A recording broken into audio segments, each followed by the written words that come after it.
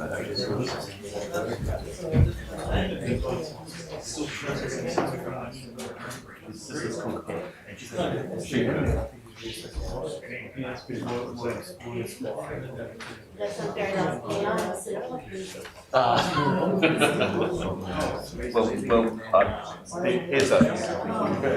I'm sorry he's not here. For a time, sitting next to me.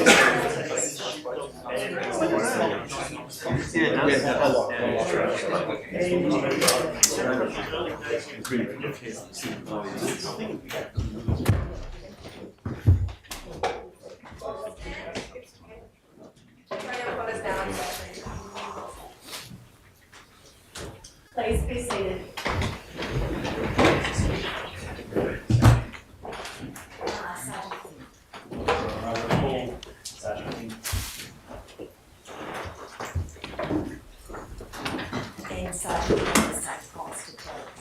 Yes, Your Honour. Good morning. Thank you, Your Honour. Sergeant King, before I move on to the topic which we were discussing just before the court rose yesterday, I just want to return again briefly, if I can, to what I call a combination of the hypothetical situation that was put by counsel assisting, that is PRG being deployed and so on, but really with the same factual matrix that underpinned the shooting on the day of the 9th of November 2019. And you would have understood that. Yes. Yes. I just want to clear up a little bit of ambiguity, as I see it at least in your evidence, about the difference between an active search on the one hand and intelligence gathering on the other. When you were asked questions by counsel assisting at page 2517, Your Honour, you said this, or the question was put, you used the word intelligence gathering a moment ago. If you were, going at some point to arrest an offender and you wanted to do a little bit of intelligence gathering, what would that involve? And you said, well, for starter, you look at Google Earth, obviously, and a map of the station. Every police station normally has a map of the community where the houses are. So we look at the roads to the houses, or where the roads to the clinic, the roads to the police station, the road to the airstrip, just to get some situational awareness of where everything is. So I assume your evidence there at that point is simply using a map as a reference point to understand the lay of the land. Correct. The area over which you might intelligence gather. Correct. The area over which you might move through the community trying to get information about the whereabouts of the person who is the target of apprehension. Yes, correct. You went on to say... But you also said that maybe they were just staying in the safe station and that would be all the intelligence gathering that they would do. Your Honour, can I just finish the balance of his evidence in the question area that I'm discussing at the moment? Sure. You continued in that answer to say, then if they could nominate houses where these people were going to be, then we would look out, and how can we drive in? We would drive out. The last thing you want to do is drive into a cul-de-sac or to an area, then a confrontation occurs, and we haven't got an egress route to get out of the area. So we're looking at all of that. Then of course we're looking at the house themselves, where the front door, where's the back door, are there dogs there, how many people in the house. This list can go on depending on the circumstances. I just want to develop that answer if I may. When you were answering that question, and bear in mind that counsel assisting was focusing your attention at that point in that question to the word intelligence gathering, which is what you were explaining. Correct. All right. So the first point, as I just mentioned a moment ago, is you have a map of the community and where houses are. Yes. We know that in this particular instance, there was some limited intelligence of the potential whereabouts of Kumanjayi Walker, houses that he had previously frequented. Yes. The most obvious and prominent being House 577, where the axe incident occurred 2 days before the shooting. Yes. Identified on a map. And you would have seen the video footage that I played to you yesterday, where they were moving to House 577. I think I pointed out, well, you can't see him, but who it is, but it's Zachary rolled in the passenger seat, and there appears to be a map of the community area on the front dashboard. Yes. You saw that? Yes. And you'd expect, wouldn't you, that if those officers, as they were armed with a map of the area, and particularly identifying House 577, much as you described there, that's intelligence, information, and you're going to a particular location where he might be. Yes. And of course, intelligence gathering includes, as I understand your evidence, talking to members of the community to see if they are or are willing to tell you as a police officer making those inquiries where he might be. Yeah. Now, you talked about the Bush network, or sorry, what was the description you used? The Bush Telegraph. Bush Telegraph, thank you, the Bush Telegraph. The practical reality of the Bush Telegraph, I think, as you told us, is that once police presence is known, there is obviously the potential for a person to decamp, leave, because they don't want to get caught. Yes. Yes. And unless the community itself actively embraces the notion of apprehension by police, that is always a very real risk. What's the risk for trying to apprehend anyone anywhere? Of course, Yes. of course. And so, the mere fact that you get, first of all, permission is given, as you saw in the video, to go into the house. Yes. That's part and parcel of what police are expected to do, seek permission to go into the house. If they don't have the grounds for a warrant to force entry, yeah. And part of that, and that's intelligence gathering, isn't it? Asking, is anybody in the house? Well, you're asking whether the person is there, yes. And the mere fact that a person says they're not in the house, you don't necessarily have to accept that at face value. People do lie, don't They do. they? And often. Well, yes, they will, yeah. And If so, they're protecting a family member, particularly. from what you saw, given your expertise and experience in how you would go about your business, do you accept this? Asking a person who's connected to the particular house, the house where Kumanjayi Walker was last seen, is an appropriate line of investigation. Yes. It's intelligence gathering. Yes. Permission was sought to go into the house. Yes. You'd expect in those circumstances the police to check that the information that was given to them was accurate and correct. Yes. And then you saw them go through and you accepted, I think, that officers Kirstenfeld and Rolf both cleared that house. Yes. And they went through that house making sure that Kumanjayi Walker was not actually inside. That's correct. And they did that consistent with, in a perfectly proper way and consistent with their training. Yes. And so once that's done, you can put that house to one side. Yes. Yeah. But the significant development, which we informed you about yesterday, was that they got, when they were speaking to those members of the community, a bit more information, some significant information. And the significant information was that police had only just missed Kumanjayi Walker by a matter of minutes. Yes. We know that it's an apprehension for a warrant for his apprehension out, which requires police in those circumstances to arrest. Yes. We know that they've missed him by a matter of minutes. Yes. We know from the information, the intelligence that's been gathered and received of his likely location, where he's heading to. I think they spoke to the guy and he pointed out on the map on the phone, yes. Two separate houses. You Yep. may not know the phone detail, but Yep. just except for me, that's the information. And you know, of course, because of the Bush Telegraph, that nothing's done about it. There's every chance that he'll be tipped off. Yes. You'd expect in those circumstances, and you've been told by the officer in charge before being deployed at 7:05 p.m. that night, you've been told if you come across Kumanjayi Walker, arrest him. I think I've read those words to that effect, yes. All right, so assuming those facts, you'd expect, would you not, consistent with your police training, you would accept, would you not, that it was incumbent at that point in time for those members who'd been deployed at 7:05 to follow that lead. In the general policing sensing as we discussed yesterday, yes. And that's what they did. They then moved to House 511, and then, I don't need to go through the detail again, it transpires that once permission is given, they go into the house. A person eventually presents themselves with a false name, but is identified as Kumanjayi Walker, and the rest is well documented. Yes. All right. That is all perfectly consistent, is it not, with proper training? Yes. And it's the way you would go about your business in those circumstances. In normal circumstances, we're looking for people, yeah, that's how we do business, yeah. There are two factors, I think, from your evidence that emerged yesterday, which do not seem to fit into what I call the factual matrix of what happened, in fact, on the 9th of November.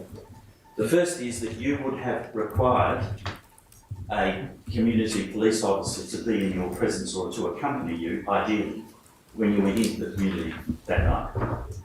If we were out there looking to arrest someone, yes, I would have taken a local member with me, yes. What if, when you say you were looking to arrest, what if initially you were looking to try and find out where he was, but if you came across him to arrest him, would you still nonetheless take the community officer with you, so that he could assist in the event that you needed to identify, for example?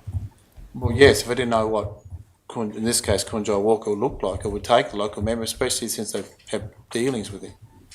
On the other hand, you might have a photograph on your phone Yeah, or print out, yes. or a printout, and that's commonly used by police officers to identify a person who's the subject of an apprehension warrant. Yes, I agree with that.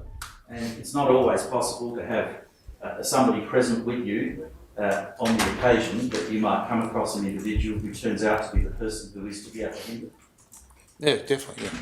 And ultimately, as you said, I think, right at the beginning, you put it this way at page 2514, and you were asked about the responsibilities of the forward commander, and you said that the question that was put to you by counsel assisting was this: they are effectively the ones coming to you with the need. And your answer was, the forward commander is in charge. Everything falls under it, and they're in charge of all of the resources.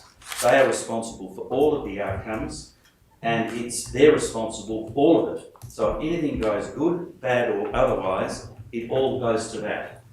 That was the evidence that you gave. To that person, yes. And so the officer in charge is extremely important in this context, isn't it? The forward commander. Yeah. The forward commander, yes. And in the context of this case, the forward commander was Sergeant Julie Frost. That's correct. So, and you also said this, you were asking questions about, more information might come in such that the original plan changes. The question then became, if the plan changes, what do? You have to go back up the chain of command and so on. You remember that line of questioning that was asked of you. And I think you wanted to have it qualified, as I understand your evidence, about how significant is the change. Is it just a timing issue, or is it substantial, significant, and the like? Yes. They are the sorts of matters that would inform you, for example, as a member of the TRG, if you've been deployed in similar circumstances, that they are the sorts of matters that you would consider in determining whether you should go back up the chain of command and say to your commanding officer, for example, look, there's been a change here, are you comfortable with this change? Yeah, I discussed the forward commander first, and yes, and then I would brief up if my mission was such to do something and it had changed, I'd brief up and say, look, we're doing something different now. But you're in a slightly different position in TRG, aren't you? Because, of course, these men are general police officers who happen to be members of the ART. Yeah, I'd agree with that. And so ultimately, the chain of command goes from them to Sergeant Frost, who in turn goes up, in this case, to Superintendent Knobs, who in turn goes up to Assistant Commissioner Wurst. Yeah, I agree with that. That's the chain of command. Yeah, for this incident, yes. So whatever Superintendent Knobs may have directed or instructed Sergeant Frost to do, it was incumbent upon her to carry out his orders. Yes. And insofar as the IRT were being deployed by Sergeant Frost as the officer in charge, the person responsible for all outcomes, whether they're good, bad or otherwise, it was incumbent upon her to faithfully follow the orders that Knobs, if any, were given to her. Yeah, I'd agree. She would have had some discretion, obviously, but ideally, yes, whatever they'd agreed upon, we have to follow that out as a direct instruction. So the chain of command, I'm simply saying to you, whatever these men did was contingent entirely upon what they were told by Sergeant Frost. Yes. What information was conveyed to them. Yes. And what their understanding was of what the expectation of them was in circumstances where they came upon, for example, Kumanjayi Walker. Correct. I'll turn now to a separate topic, and the last topic I need to discuss with you. And I'm going to ask that two videos be played. I'll just give you a reference if I can. 3-162, Promise 900 5467. The body-worn video of Constable Rolfe in the Chris Walker matter. Now, in this case, there's a separate arrest, separate incident that's been the subject of some evidence in this coronial inquiry. And one officer who was present during the arrest was asked by counsel assisting, having played the video, about his view as to whether the way in which police entered this particular house was appropriate and so on.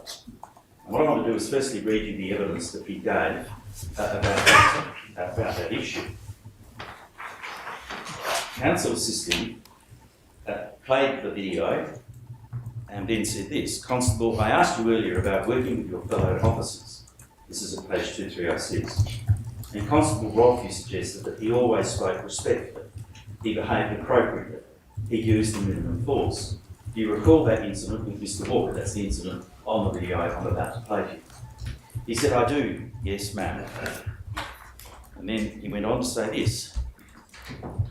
Sorry, counsel assisting went on to say this. He rang the door. He was the first in the door and he said, quote, police don't move. He had his gun out. Get on the ground, get on the fucking ground, close quote. Do you think that is an appropriate way for an officer to behave in those circumstances? And this was his response. Your Honour, in those circumstances, I do.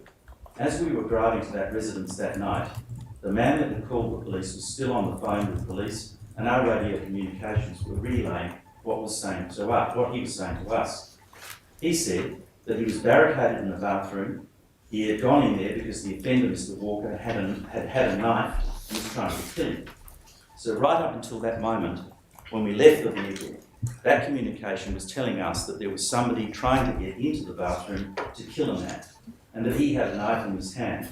When we got there, there was a number of police officers standing outside of the chain link fence that you see both myself and Zach scaled to go in. The threat to that man at that stage was imminent, as was being relayed at the time on the phone. Inside of a house or at premises, it is very hard to keep a reactionary gap with anyone, let alone somebody that is potentially, as we know, we're being told, armed with a knife. What I saw on the video then, I do believe to be proportionate to what we were being told.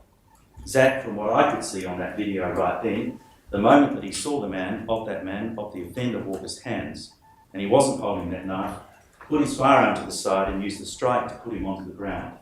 I think that shows great restraint in being able to both deal with what's in front of him and manipulate that firearm. At that time, and you'll hear in the video, Your Honour, he suspects that the man on the ground was the man we were looking for with the knife, but we can't be sure. We don't know that we're going to walk up the corridor and then be ambushed from the left with the man with the knife, and I can hear him saying, in there, ma'am, that's Walker, I think that's Walker. Someone else took custody of him, the house was cleared. That night my body worn would show that I immediately went to the backyard and cleared the backyard, and we realised that we had the man that we were looking for in custody. Now, that's the evidence that he gave, having been played the video. What I want from you, if I may, Sergeant, is I'd like you to view this video carefully, and then you provide us with your expertise as to how you see, with that information that they had, how you see this unfolding. Okay.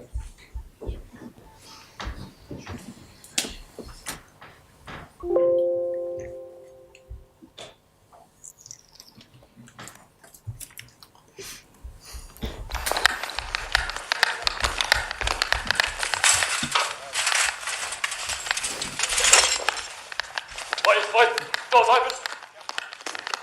Police, don't move! On the ground now! Get on the fucking ground! Get on the fucking ground! Don't move! Hey, back door's open. Someone can visit back door. Go in the back. That's him. That's Chris Walker. That's Chris Walker. I hold it. Police, do not move! Police! That's about it, isn't it? There's one person out here. That's him. This is Chris Walker. Cuff him. That's Chris Walker. We good? That's Chris Walker. Nothing's gone on. Nothing's gone on. He's hidden in the toilet. Yeah. Nothing's gone on. Stay there. Nothing's gone on. I didn't even do nothing. I didn't even touch it. Nothing's gone on. Job, boys. Nothing's gone on. I just came here. I didn't do nothing. Nothing's gone on. Nothing's gone on. Can you also play this? There's a second video. I want to play it because it wasn't played to Constable Sykes, but it's another body-worn video of the same incident but from a different perspective, and I'll explain why that's important in a moment.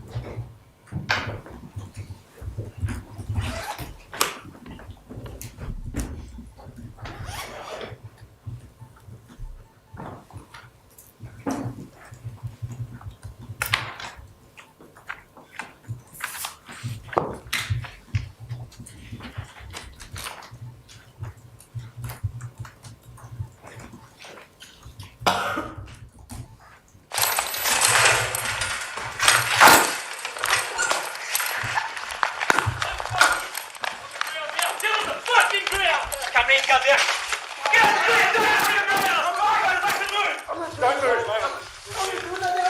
Hey, back door's open. Someone came through the back door. In the back. That's Chris Walker. With you.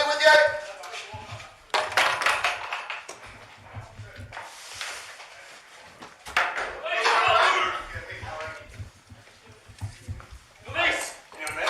That's the bad end. There's one person out here. Chris Walker.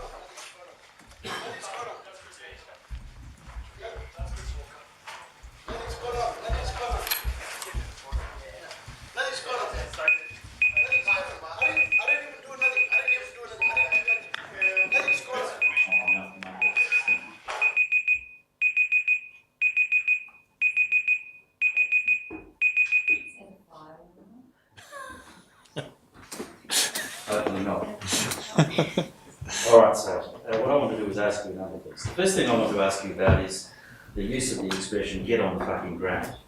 Now, it's true, is it, that police officers do use robust language in cases where there is a sense of urgency and to convey a very serious message about the seriousness of the situation. That's correct. Do you yourself, and it was put by counsel assisting, that the use of that language is inappropriate in the circumstances of this case?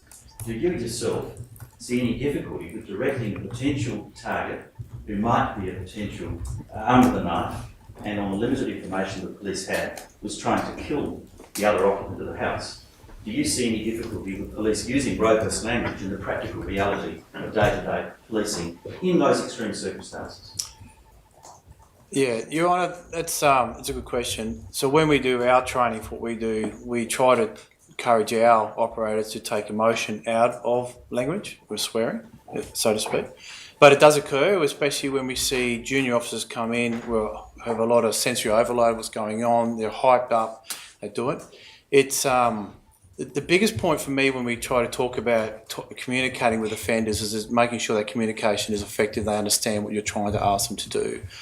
Sometimes in some circumstances language is required because if you're dealing with a mob of people already swearing and agitated and you can communicate that level, it works. In that circumstance there, look, I can understand where it's come from with a person of a junior experience to say that. He's already announced get on the ground to start with, and then of course there's been no movement or no response from Walker, was it?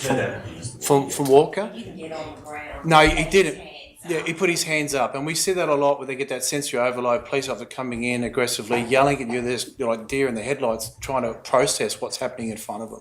And I'm going to explain the process of why they went through in a second, if that's asked. But I think it's a difficult question because I've used that. I've used language myself, and sometimes I've found it to be highly effective, and other times I've found that it was probably not appropriate. So in that circumstance there, I think he probably just could have yelled, just get on the ground again, or something similar. But we're talking about a person with not as experienced as what I am and others, and I've done that before. So it's a really hard question. I think it can be seen to be inappropriate. It can be seen to be abusive, but I think in the dynamic situation they're in, they're trying to check subject control through communication, and I'm on the fence, Your Honour. I really am with that one. Well, I'll take you through the whole thing short, but I just want to go back to something that you said yesterday, again in answer to Counsel Assistant's questions.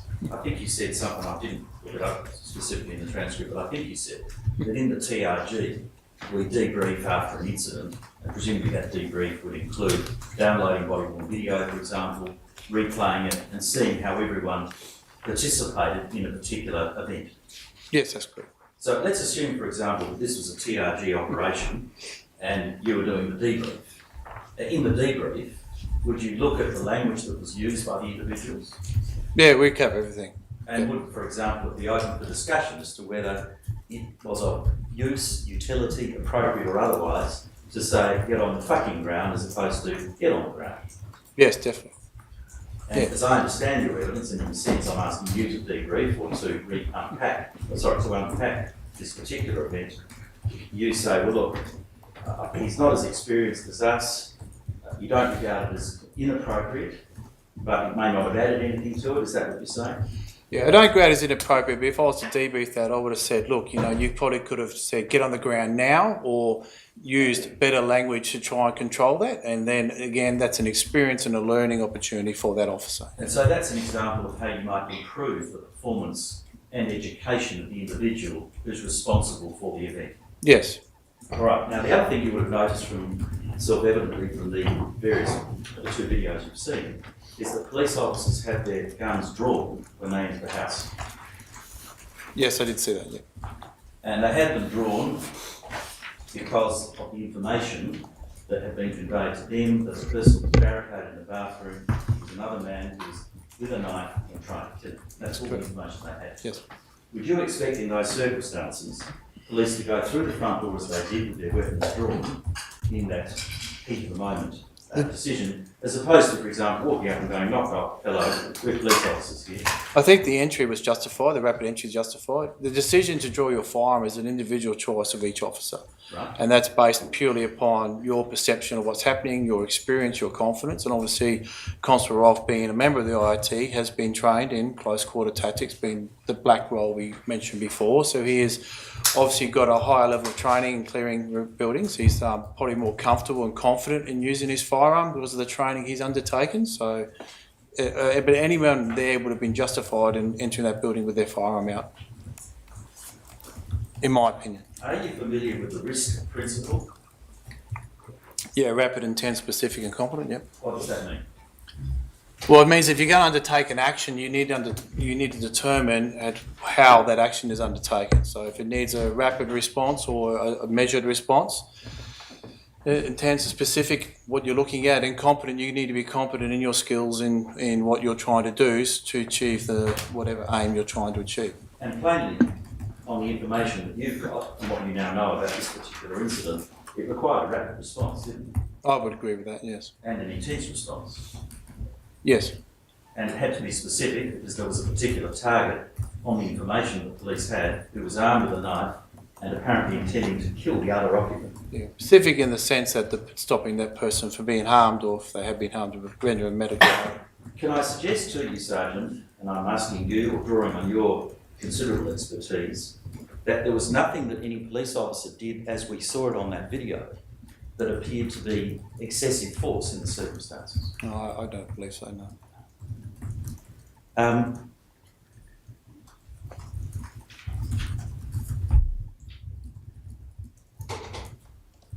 You provided a statement, did you not, to the prosecution?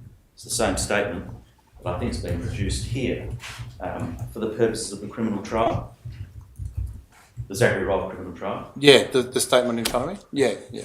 But you were not called by the prosecution, were you? No, that's correct, I wasn't. So today and yesterday is the first time that you've given evidence, given your considerable expertise, about all of the events that you've been called upon to express an opinion about. Yeah, that's correct.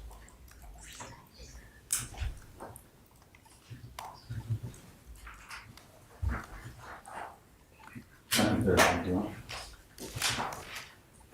Mr. Coleridge? I think that Mr. Freckleton. Sorry.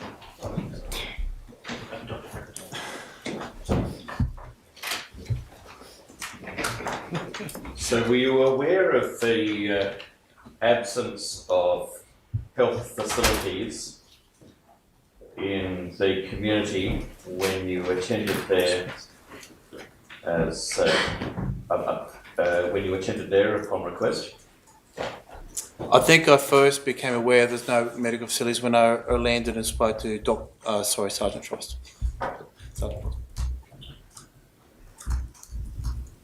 Were you aware of the presence of an ambulance on police premises?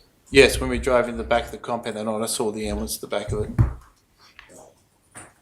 Did you undertake any measures to enable health responses as a result of the presence of the ambulance and your awareness of the absence of the nurses? Yes, Your Honour, that was a concern I identified the next day.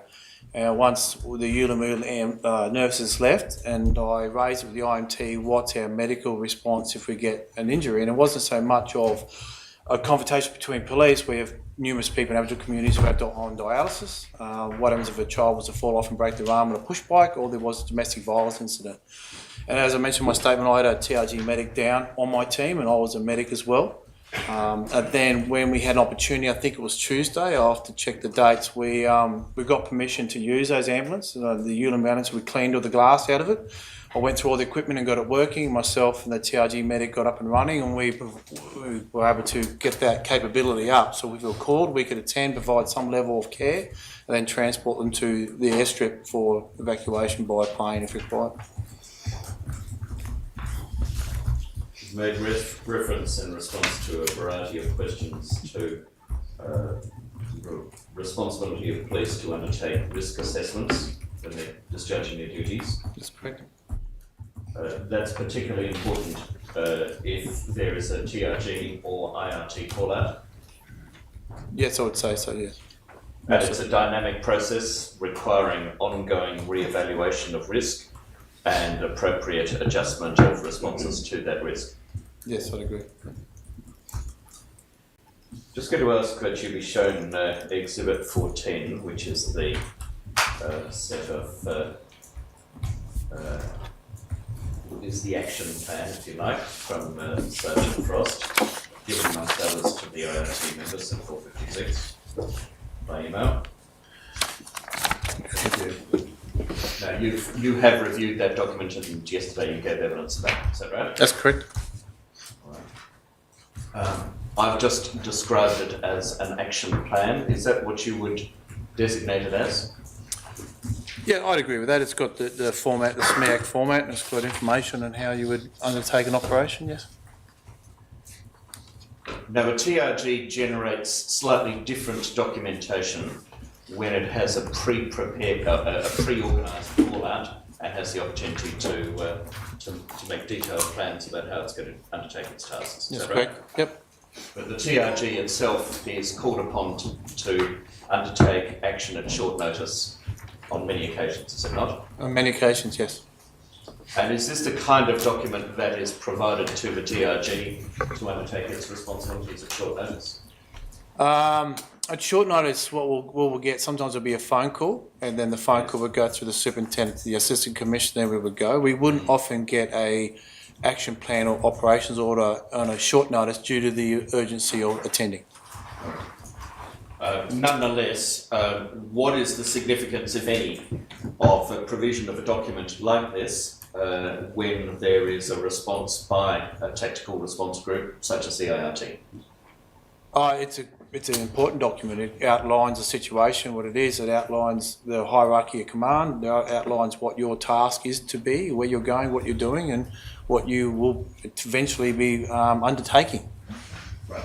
Can I just ask, if it's an urgent deployment, Yes. sometimes it's going to require travel, Yes. like the flight that was taken on this particular night. Yep. Sometimes you might urgently, I assume, I'm just assuming here, Yep. you get an urgent deployment, air wing's available, you go to the airport, you jump on air wing. Yep. And document if there's some period of time that you're in flight, you might expect somebody else to be preparing some documentation about what you're going to do on arrival, and indeed you might be preparing it on flight. Yeah. So, Your Honour, we TRG is lucky with our TAC Intel support cell or other members in the unit. So if I was flying down, I had limited information, the OIC would either task the TAC Intel or another sergeant to start building that picture up for me, so that sit rep, and I would be working on the plane, and then as soon as I got on the ground, they would have a better picture to support my information as well as what I would get on the ground from the members as well.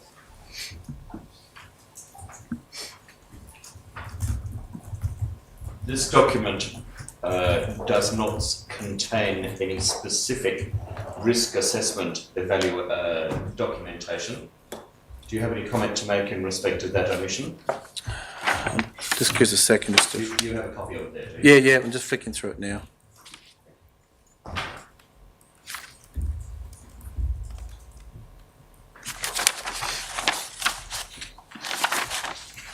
No, it doesn't have any formal risk assessment or rating on it, but under the situation, it does mention his history in relation to the axe incident. which obviously would provide some sort of awareness to the members that he has a propensity for violence or a recent propensity for violence. And then underneath it talks about what he's to be arrested for, so you get some form of picture of what sort of person you're going after, but it doesn't actually categorise a risk per se. Or give specific guidance as to how to respond to the risks that are known about the offender. No, it doesn't. However, if we could scroll down to immediately below the photographs, please. I'm trying to envision those. With the wording which is in red. That's it, thank you. There is, however, what you can see at the top of that screen, is there not? Yes, that's obviously the alerts in our promise system that they've taken off, yes. Yeah. So in those circumstances, what are the responsibilities of police officers, knowing as they did about the incident on the 6th, to undertake a risk evaluation and incorporate it as part of their response in the course of any arrest? Yeah, so I guess as from a general duties type police response, they would look at that and go, okay, so he may try to escape custody, so we need to put something in place in case he tries to run and we can apprehend him. Yes. The suicidal thing immediately points to me that if we get him into custody, we need to be conscious of what he may do in custody. And the violence alerts obviously take into account that he may be violent towards us, which would indicate a negotiation process would be a more value option to definitely consider. And then if we had that combined with the axe incident, which occurred indoors, it would be a case of I would probably be a little bit cautious about the apprehension of it inside a house, because if we're inside a house, he's exhibited some violence inside a house before, our options, our responses are limited in what we can do. So if anything, I would prefer to be in a position where I could engage with him outside of a house if I could, bearing in mind his great opportunity for him to run. But I think from my perspective that I would want to take a good look and work out what we're doing, how we're doing it, that everyone's on the same page and how we're going to do it, and have some contingencies that if he was to approach us with an edged weapon again, how will we deal with it? And is that the kind of discussion which members ought to engage in before going into a house and confronting this offender in these particular circumstances? I would expect at some point in time the members would talk about that, and Your Honour, must admit I probably am a little bit tainted in my evidence because of my extensive experience in TRG, but working in frontline and especially in the last couple of months with talking to members, so I always encourage them when you go into the job on the radio, before you walk in, think about everything that's going to happen if you're going up. It's because we get a lot of edged weapon incidents in Darwin as well. Don't put yourself in a position where you're forced to react for you. Put yourself in a position that's most tactically advantaged, if that makes any sense. But was this particularly necessary by reason of what had happened only 72 hours before, when two police had gone into a house and had the difficulties which they experienced in endeavouring to apprehend the man? Yeah, I would say, Your Honour, it would probably almost be essential, because from what I've seen of the axe incident, and I haven't seen it in its entirety, I must admit, is that Kumanjayi Walker appears to rush at the police officers in a total unprovoked attack in a manner that they weren't threatening him at that point in time. So it shows that his escalation of violence or propensity of violence is a little bit higher. So you would have to be extremely cautious about how you are going to approach him to prevent that happening again. That sort of thing happening again, if that makes sense. And the attempt to apprehend him a mere 3 days before was in the late afternoon inside 577. Yes, I don't know. I'm not aware of the time. If you say that it's the afternoon, I'll accept that. So was it incumbent upon police to be very cautious about putting themselves in a position to repeat the risk scenario which had manifested just 3 days before? I think they'd have to be conscious of their decision making in relation to that, yes.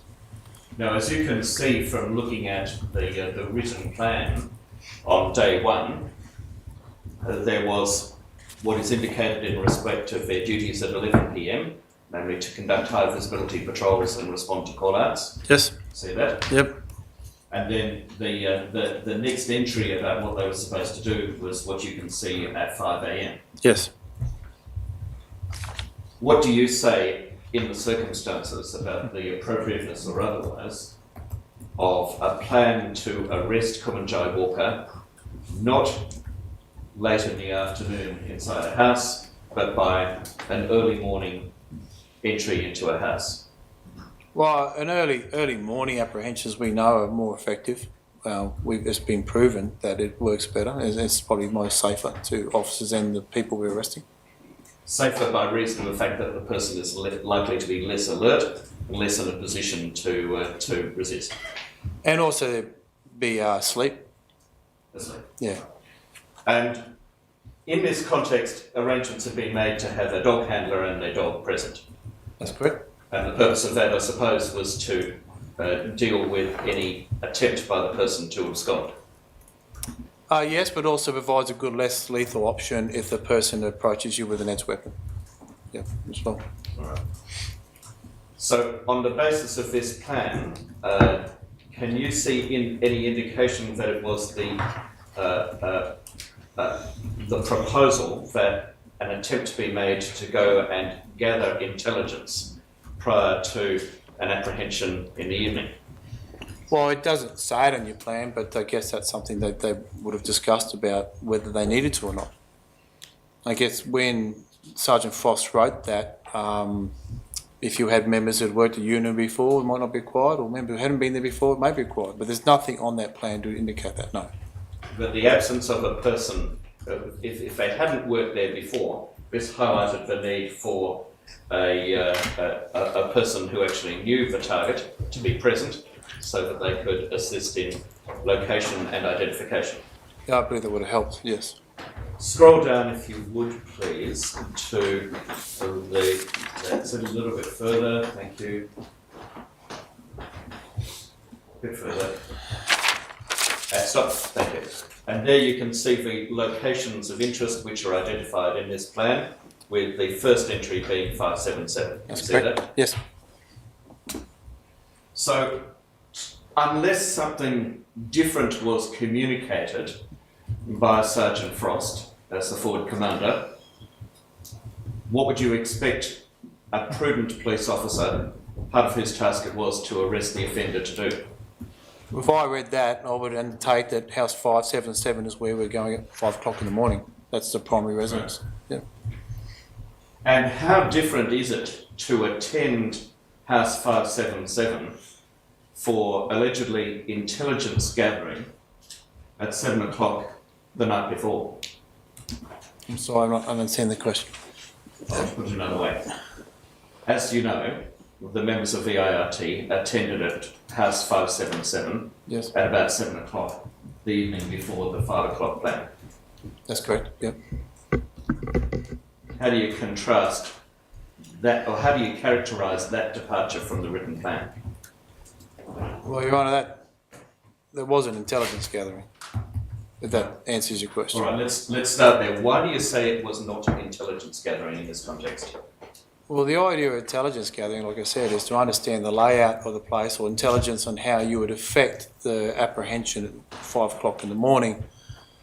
I've mentioned before, if you go into the community, you're not from there, you're driving around and they see that you're not from there, you're going to tip off your person you're trying to apprehend. So going to that house that afternoon and looking for him would probably make it highly unlikely he would be there the next morning, knowing you've already been there and you're from out of town.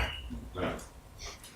What's been put to you is that by reason of it not being certain that Kumanjayi Walker was at 577 or would be at 577 at 5 o'clock in the morning, it was appropriate to do this form of intelligence gathering at 7 o'clock in the evening. What do you say? Well, again, the intelligence gathering would be to drive past 577 and get an understanding of where the doors are, how to get through the gate, but not to actually attend the residence or make inquiries, I wouldn't think. Well, they attended the residence at 577 and said, "We're here to grab Kumanjayi." Is that intelligence gathering? That's not intelligence gathering. Is it in any way in conformity with a 5 o'clock apprehension the next day? No, because they're actually searching and looking to apprehend Kumanjayi at that point in time. And of course, as you've heard from our own friend Mr. Edwardson, they received information as part of that exercise that he may be at 511 or another house very close to it. Yeah. And they went there. Yeah.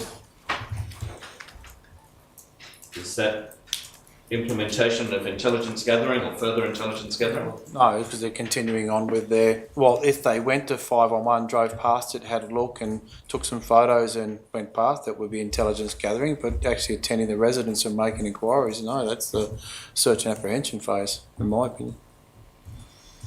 Is it the situation that by attending 577, the first house, in the way that they did, they had effectively undermined what seems to be the intent of the 5 o'clock apprehension the next morning at 577 or anywhere else? Well, it would have the potential, yes, because the Kumanjayi might have left the community. With all the dangers that this entailed for an attempted apprehension that was very similar to what had taken place a mere 3 days before. Yes. Now, if that was the idea that the members formed as a result of whatever took place between them and Sergeant Frost at the station in the briefing, what was their responsibility in terms of discussion about this change of plan, in terms of the risk assessment process? Are you talking about moving from 577 to 511, No, or I'm just talking going about straight moving from the 5 o'clock plan to the journey straight away to 577. If they were going to do this for whatever reason, what do they need to do to mitigate risk? Interesting. Well, again, they would have had to take into account what have happened previously. Yes. And if they turned up to the house and there was a lot of people drinking, they would have had to determine whether it was appropriate to go in or not. And I guess the interaction with that first person, the male they spoke to in the yard, would have given an indication of how the community of that house was going. And then, of course, they would have had to take into account that once he said that he's not there, or do you mind if I look inside, they're moving inside the house, which potentially could cause confrontation in an afternoon as opposed to 5 in the morning when he's likely to be asleep. So what was the planning that would have been needed to undertake this process of attempted apprehension at 577, for instance, if that was what they were intent upon doing? What should they have done to make it as safe as possible? If they thought that at that point in time it would be better the afternoon, they probably should have contacted back to Sergeant Frost and said, look, I think we're in a better position to apprehend him now. Can you come out and assist us and give us more numbers to put an effective cordon in? Give us the capability to negotiate with him because the members know him if we see him. And also extra police on the ground provides an extra presence. Thank you.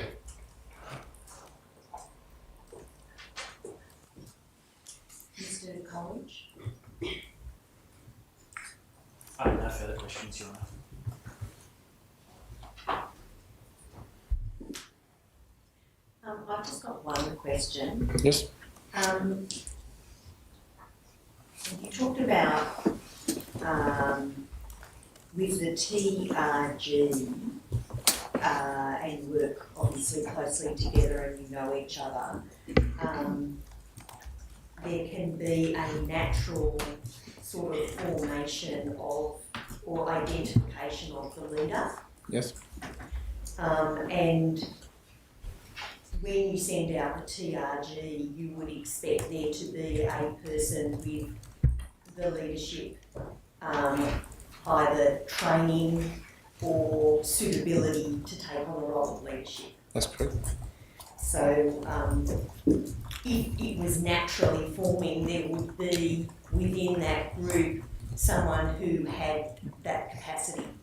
There'd be that capacity, but also we would nominate the team leader before they left the office. The OIC or sergeant said, this is your responsibility, so it'd be clear the chain of command. Sorry, did you want to ask something along these lines, Mr. Coleridge? It occurred to me that I had a note to myself to do it, but Yeah, no, you do it. perhaps I'll let the sergeant finish his evidence. I think you did. Yeah. So we would nominate someone before they left, that they would be in charge, they'd be the point of contact, and it'd be their responsibility to will be my point of contact as OIC to them and how that would work, and everyone will be clear how it works. Because there's also admin responsibilities in relation to rostering overtime, who does the post-operation debrief, the team leader does that. Any equipment that's damaged or broken or anything we need to do, the team leader responsibility has to do that when they come back. So there's a lot of admin tasks afterwards, so then it sort of like puts them in the mind of on the job running it, I need to be called conscientious of how I do that to affect my debrief and post-operational tasking. And you gave some, I think, quite impressive evidence yesterday about how structured the progression of members within the TRG is once they join. Do you recall giving that evidence? Yes, that's correct. And that it starts with some initial training, and then over the period of approximately 2 years, they might be trained as a team leader. Is that right? After 2 years, they'll probably look at being selected to do the national course, and after the national course, they'll start being developed into a 2IC towards a team leader mark. I would say is around the 4 to 5 year mark, depending on attrition rates, obviously. So when team leaders are nominated, even though the nomination might not be formal in the sense that it's put in a written document, the team leaders would ordinarily be relatively experienced as TRG members. Is that correct? Yes, they would have experience in operations, yeah. I'll also ask you this. I take it that a lot of applicants to the Northern Territory Police Force and also the TRG are young men. We used to see a lot of younger members, but now we're starting to see members more in their 30s apply. Yeah, not too sure. You've also given a little bit of evidence about how some younger or more junior police officers can be experience sensory overload or be a bit more hyped up than more senior officers. Yeah, definitely.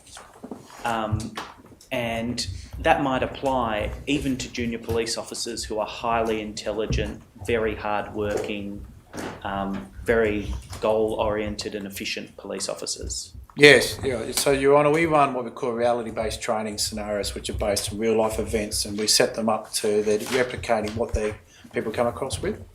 And even with our members, I can still run a training exercise so they can become overwhelmed and with the sensory overload to do it.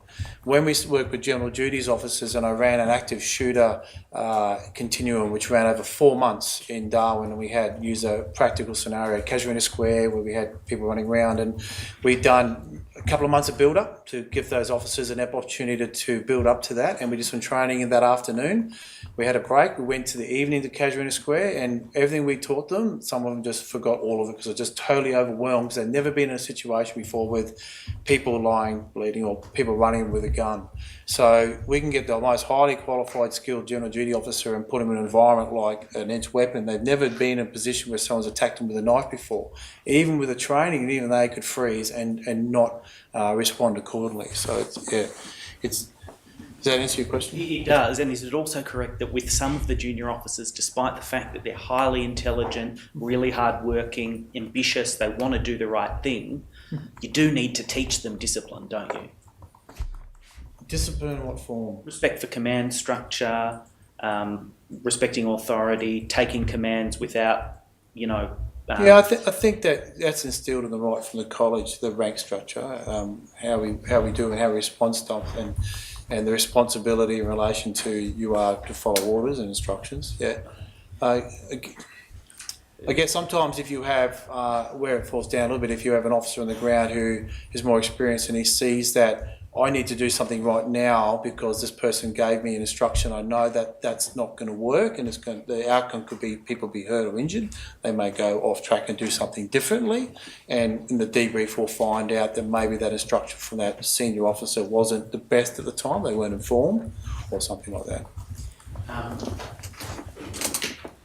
Would you agree that when deploying a tactical team like the TRG to effect the arrest of a high-risk arrest target who was known to have threatened potentially lethal violence against 2 police officers, Yes. in circumstances where the team was being deployed with semi-automatic weapons like the AR-15s, would you agree that ordinarily the team leader of that group should be a police officer with more than 2 years and 10 months experience in general duties? Yeah, I probably agree with that. Again, it'd depend on the training that member undertook, but I would, if that member had undertaken specific team leader training and had been deemed competent, and depending on operations that person been involved in, then fine. But I would say yes, a bit more experience would probably be advantageous. And the type of training you'd want them to have is not just specialist tactical skills, but demonstrated expertise in leading. Is that right? Yeah, to be leadership, the ability to take appreciations and identify risk and mitigating risk, and understanding how you could communicate that up the chain. If you saw something wrong, how you could change that or suggest that something be done differently. Can I just ask you one last question about the chain of command? There is some evidence in this case that the 5 a.m. arrest plan, which had been devised by Sergeant Julie Frost, was sent to Superintendent Nobbs for approval, and following that approval was sent on to the members of the IRT. And I won't ask that it be brought up, but in the document, the heading involved says authorised by Sut Nobbs, Superintendent Nobbs. I think it's the second line down in the body. This is authorisation, Superintendent Nobbs, yes. Yes. Yep.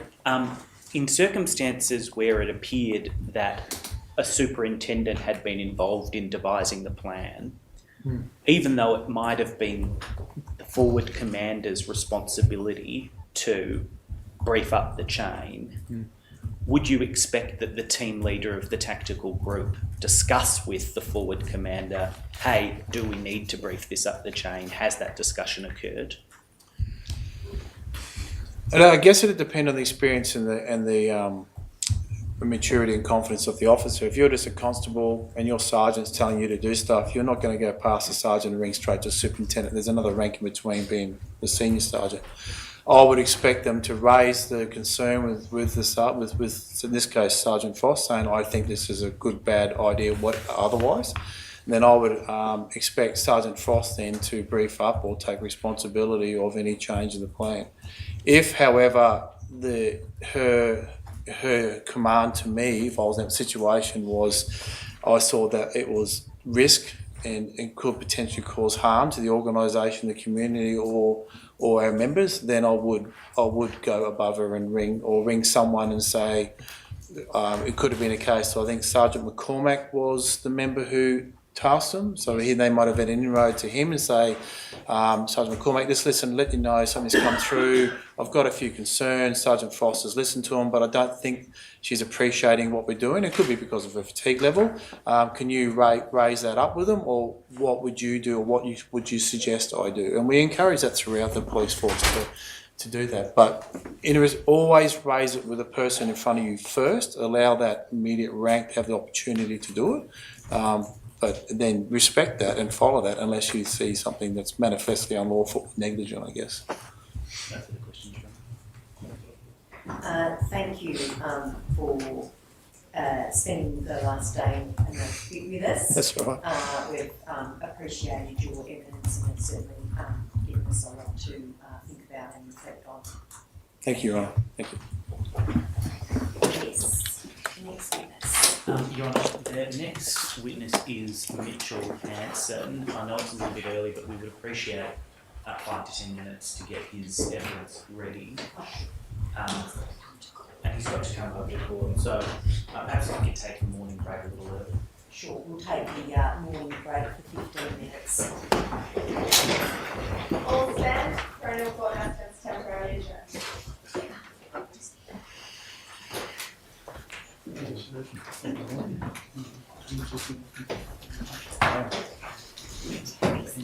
Oh, Terry's here.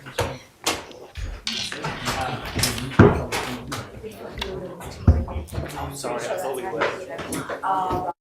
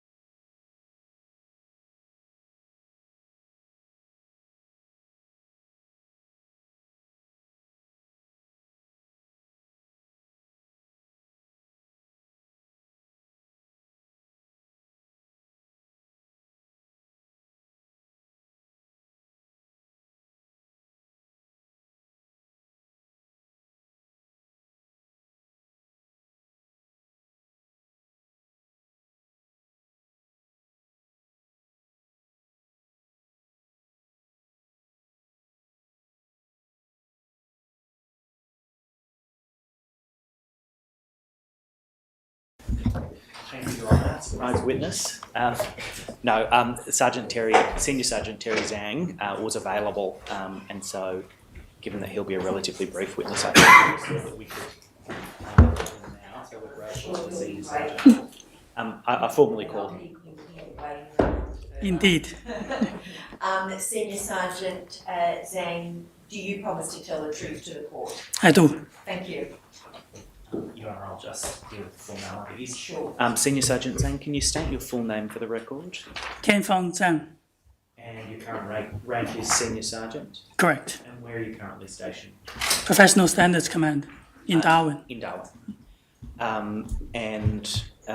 In November 2019, on the 9th of November 2019, you attended Yuendamu Correct. following a report of a shooting of a community member by a police officer, Correct. and you were ultimately made the police forward commander. Correct. You've given a recorded statutory declaration to Coronial detectives, is that right? Yes. And you gave that statutory declaration on the 5th of December 2019. Yes. And Your Honour, that's at 7-147. Those are my questions. Yes. Yes, Mr. Mullins. Thank you, Your Honour.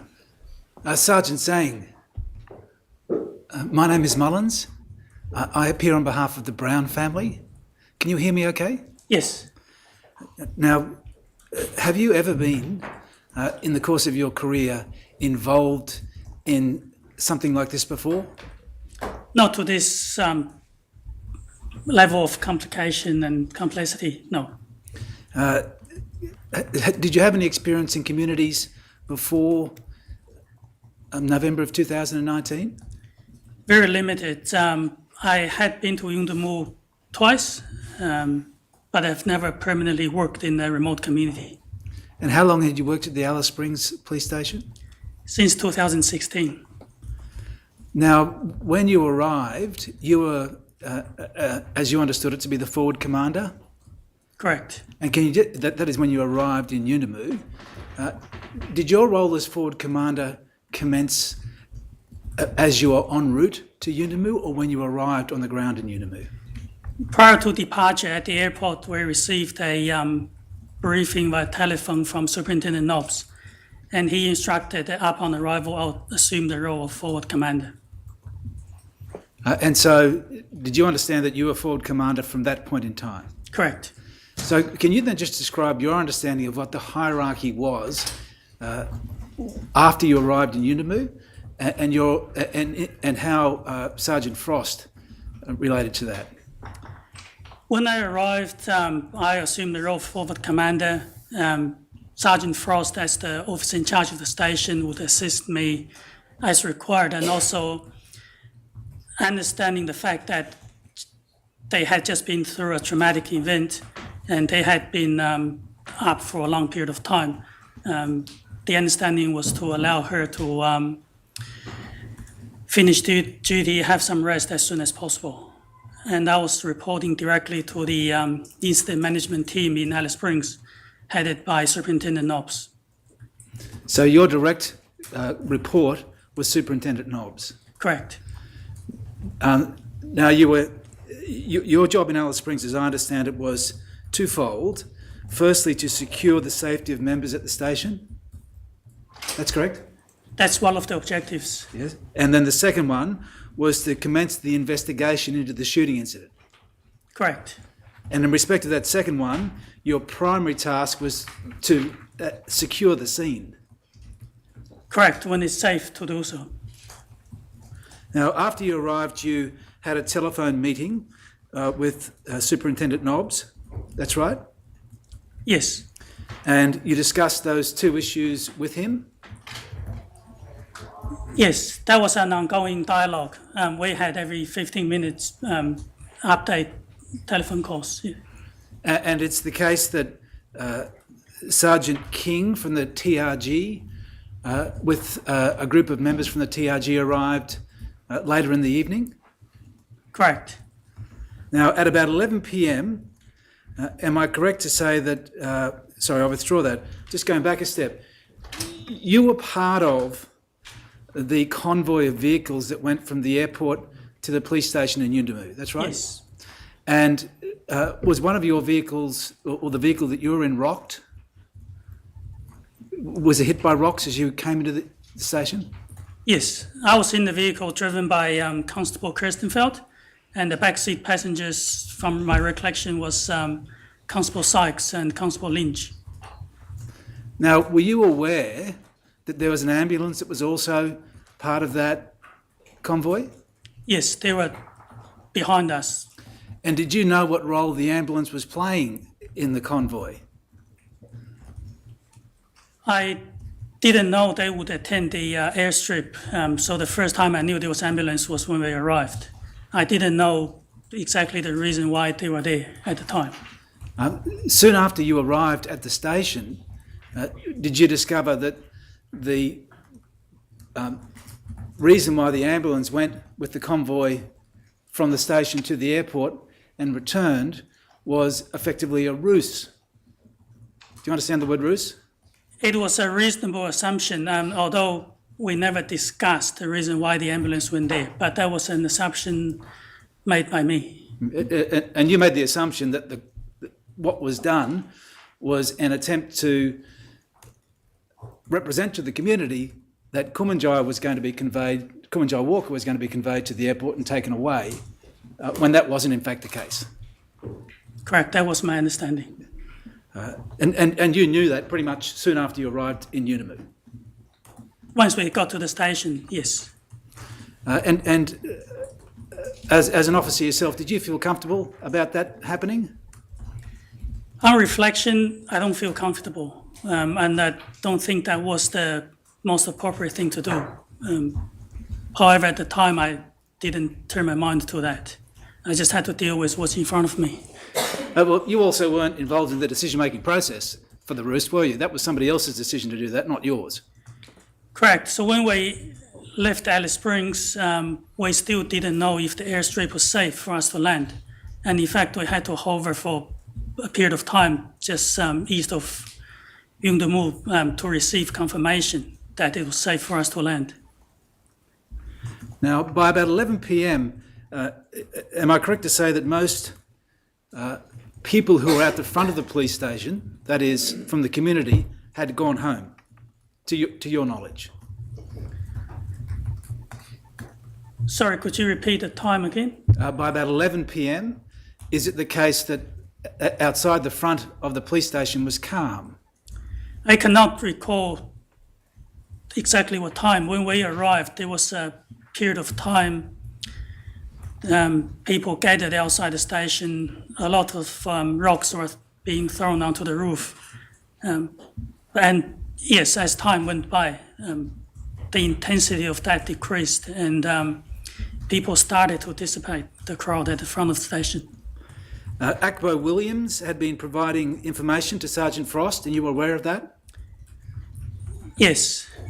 You were also aware that there were elders who had been out the front of the police station who were also assisting in keeping people calm. I didn't know that at the time, and I became aware of that later on, evidenced by the fact that the crowd dissipated and there was no further incidents. May the witness please see the statement, which is 7-147, and in particular page 8. I'm just going to show you a copy of your statement and ask you some questions about what occurred around 11 o'clock. Thank you. And if we go to the bottom of the page, we just, to anchor ourselves to the time, a little further up, please. Sorry, a little further down, a little further down. So we can see there, what sort of time was that? If I put a time, that'll 11 o'clock, 11:30. Morrissey then says, okay. And then if we go to the next page, and you say this, so I relayed that information to the incident controller here. And another thing, the urgent sort of matter that took my attention was Sergeant Frost said a community member, actually elder in the community, Eddie Robertson, he is the family member of Mr. Walker, and he wanted an update as to the status Morrissey says, yep. And you say, of Mr. Walker. And in discussion, in consultation with the incident controller, the agreement was that I will ring Eddie, tell him that Mr. Walker was still receiving treatment at the time, as a way of mitigating the risk of the community, sort of, not jeopardising the safety of the members in the station. So I ring him at 7 past midnight on his mobile. Okay? Yes. Now, I'll come back to that statement in a moment if we can just scroll down a little further. But a few things about that. It's the case, isn't it, that this conversation you had with Eddie was a conversation that you had at the direction of Superintendent Nobbs, correct? Correct, to the extent that I had a discussion with Superintendent Nobbs, and we discussed that what information we would have to give Mr. Robson if pressed upon. And by that time, we accepted, we operated on the assumption that the community believed Kumanjayi had been taken to Alice Springs. And we wanted to maintain that until it was the arrival, at least until the arrival of TRG. In the most unfortunate event, if it was a community riot, which we were not equipped to deal with at the time. And can I suggest to you that another witness has put it this way? This is Sergeant King, page 2555 of the transcript. We don't need to bring it up. But when giving evidence about why Mr. Robinson wasn't told on the phone about the passing of Kumanjayi Walker, we didn't want to tell him on the phone because we couldn't control the narrative in case he went out and started telling everyone in the community that Kumanjayi had passed. And that was also the situation with your telephone call, wasn't it? Yes, although at the time Sergeant King hadn't arrived, that he was referring to a second phone call to Mr. Robson. Yes, but that's for that exact reason. There was a level of deception. I accept that, and I feel sorry for that. At the time, it was a necessary lie. And it was even more significant in this community because you understand, don't you, that for the Warlpiri people and other Aboriginal and First Nations people, that death and family are very important. I understand that, yes. And so this message that you were giving to Eddie wasn't just to Eddie. You understood that the message that you were giving to Eddie was to the whole community.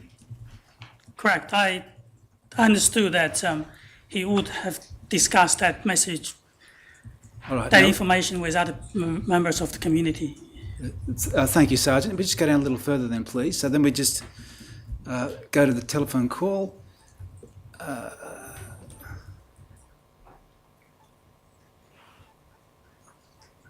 Maybe we've gone down a little too far, sorry. Go up a little, that's it. So I introduced myself and he said, I want to know what's happening. What happened to Mr. Walker? And I said, he's receiving treatment. I'll get you further information when I can. He said, yes, please. And I said, I'll call you on this number. And then we then scroll down a little further. I think you're discussing the same conversation. If we scroll down a little further, please. Where you say then in the paragraph, yeah, so that conversation again was very brief with him. I just said, we're providing treatment to that effect. And he said, oh, thank you. Then he hung up. Is that the same conversation? Yes. Yeah, so it was the one conversation. Yes, so it was a very brief phone call. Yeah. Now that statement that you made, that he was receiving treatment, was obviously untrue. Correct. It's untrue in two respects. One is that he was obviously not receiving treatment. That's true. Yes. And the second is that suggests by implication, if he's receiving treatment, that he's still alive. Correct. And of course, that wasn't the case. He had passed several hours before. Yes. Now, can I say to you that you were very uncomfortable telling that untruth, weren't you? I wasn't very comfortable. It was a lie. And you had to be careful when you were engaged in that conversation because you were aware of the first lie about him going to Alice Springs, weren't you? Yes, the impression we give the community that Kumanjayi had gone to Alice Springs, yes. You see, in the statement that we can see on the screen in the second line there, you say, we're providing treatment. You need to be very careful about how you frame that second untruth because you didn't want to compromise the first untruth. Yes. Which puts you in an even more difficult situation.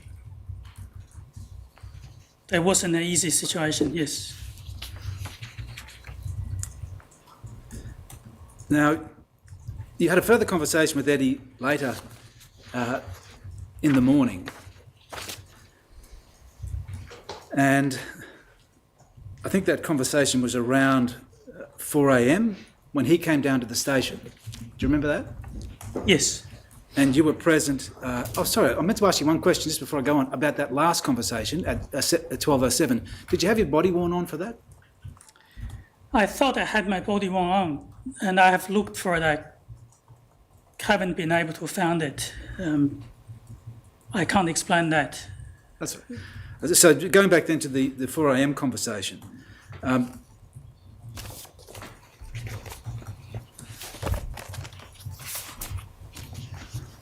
Sergeant King has given evidence about that, and his summary of the conversation appears at paragraph 26 of his statement.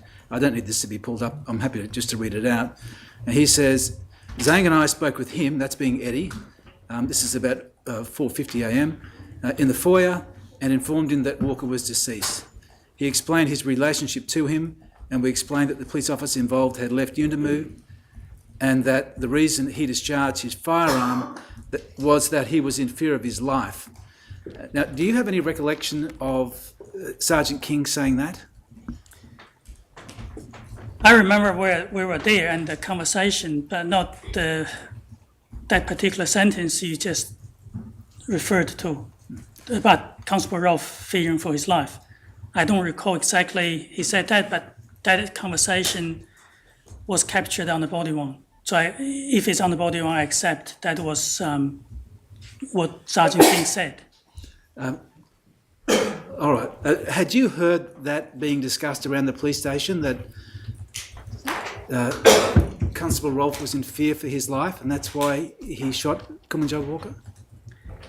No. So when I arrived at the station, I conducted a briefing with most of the members present, minus the ones that had to maintain security of the station.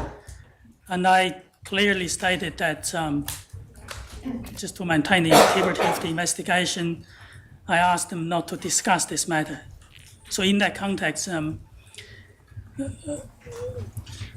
So your direction to the staff at the time as the forward commander was to not discuss matters between them, consistent with the deaths in custody general order?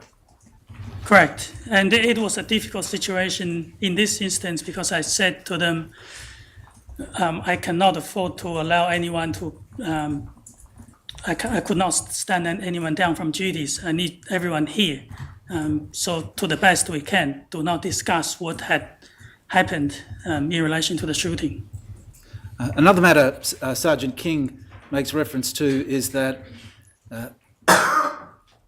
Robertson was amicable and calm. Correct. Yeah. Yes. All right. Now, there was a further conversation with Eddie and Lottie Robertson out at House 577 a couple of hours later. Do you remember that? Yes. Maybe I was now. part of that conversation. Now, we've all seen the body-worn video and we don't need to see it again.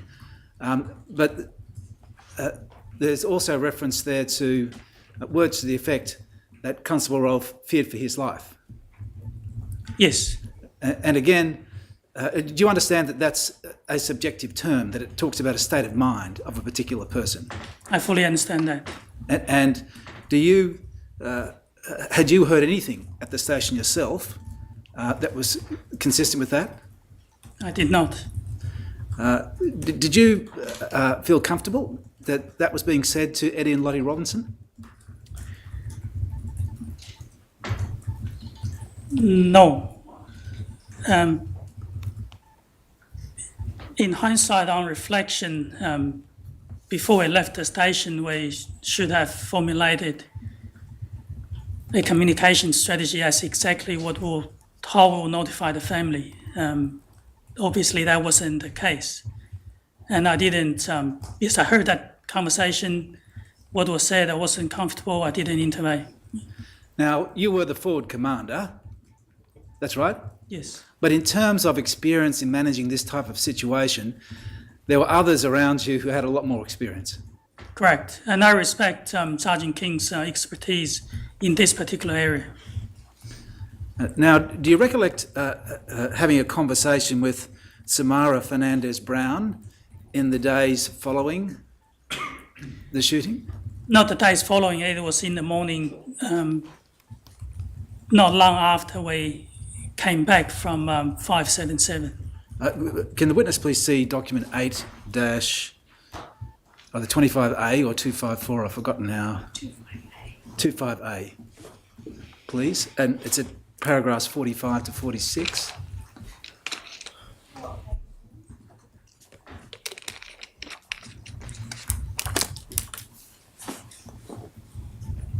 Paragraph 45 to 46.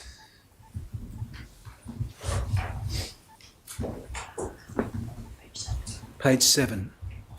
Thank you. And this is Ms. Fernandez-Brown's statement. I ended up going to the police station with my sister to ask some questions. We spoke with an officer. He had an Asian background. He couldn't really give me a lot of information, but he did confirm that Kumanjayi was not flown. Rather, he was taken in the car to Alice Springs. Now, is that the conversation that you recollect having with Samara Fernandez-Brown? Yes. Now, she says that was disrespectful, but not what you said. Sorry, not the way that you said it, but the content of what was said. And I understand that's not a criticism of you, but did you understand that that might be disrespectful to an Indigenous person for the body to be treated in that way?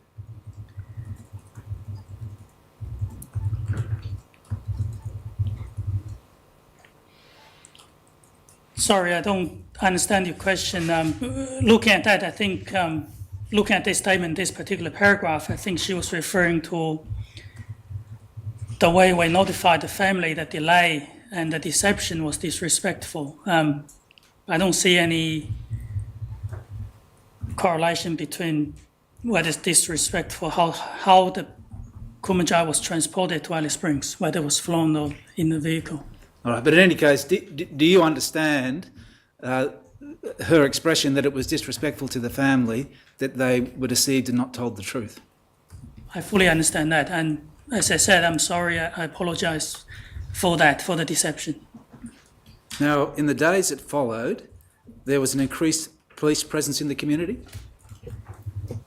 Yes, although I left Yuendamu that afternoon because of family commitment. Before I went out, I said I had to return the next day.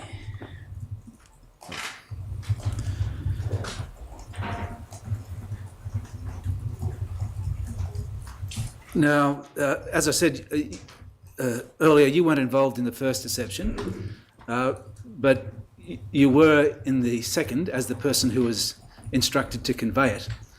And you have said that you apologise for that? Yes, absolutely. Thank you, Your Honour. Nothing further.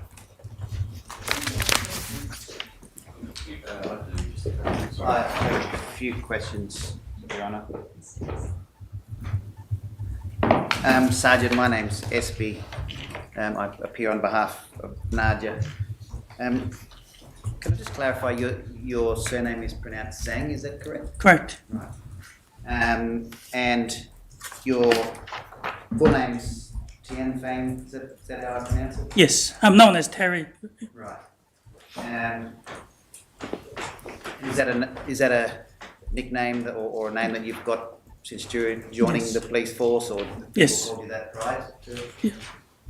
People know me as Terry since I joined the police. Is your background Chinese? Chinese. Right. Sergeant, you just asked about the period of time in Unimoo when you attended a house and spoke with Eddie and Lottie and others. And I'll try to repeat what my friends just said. You obviously understood the importance of not dictating a narrative to the community, you said. Do you recall Lottie in her some of the comments she made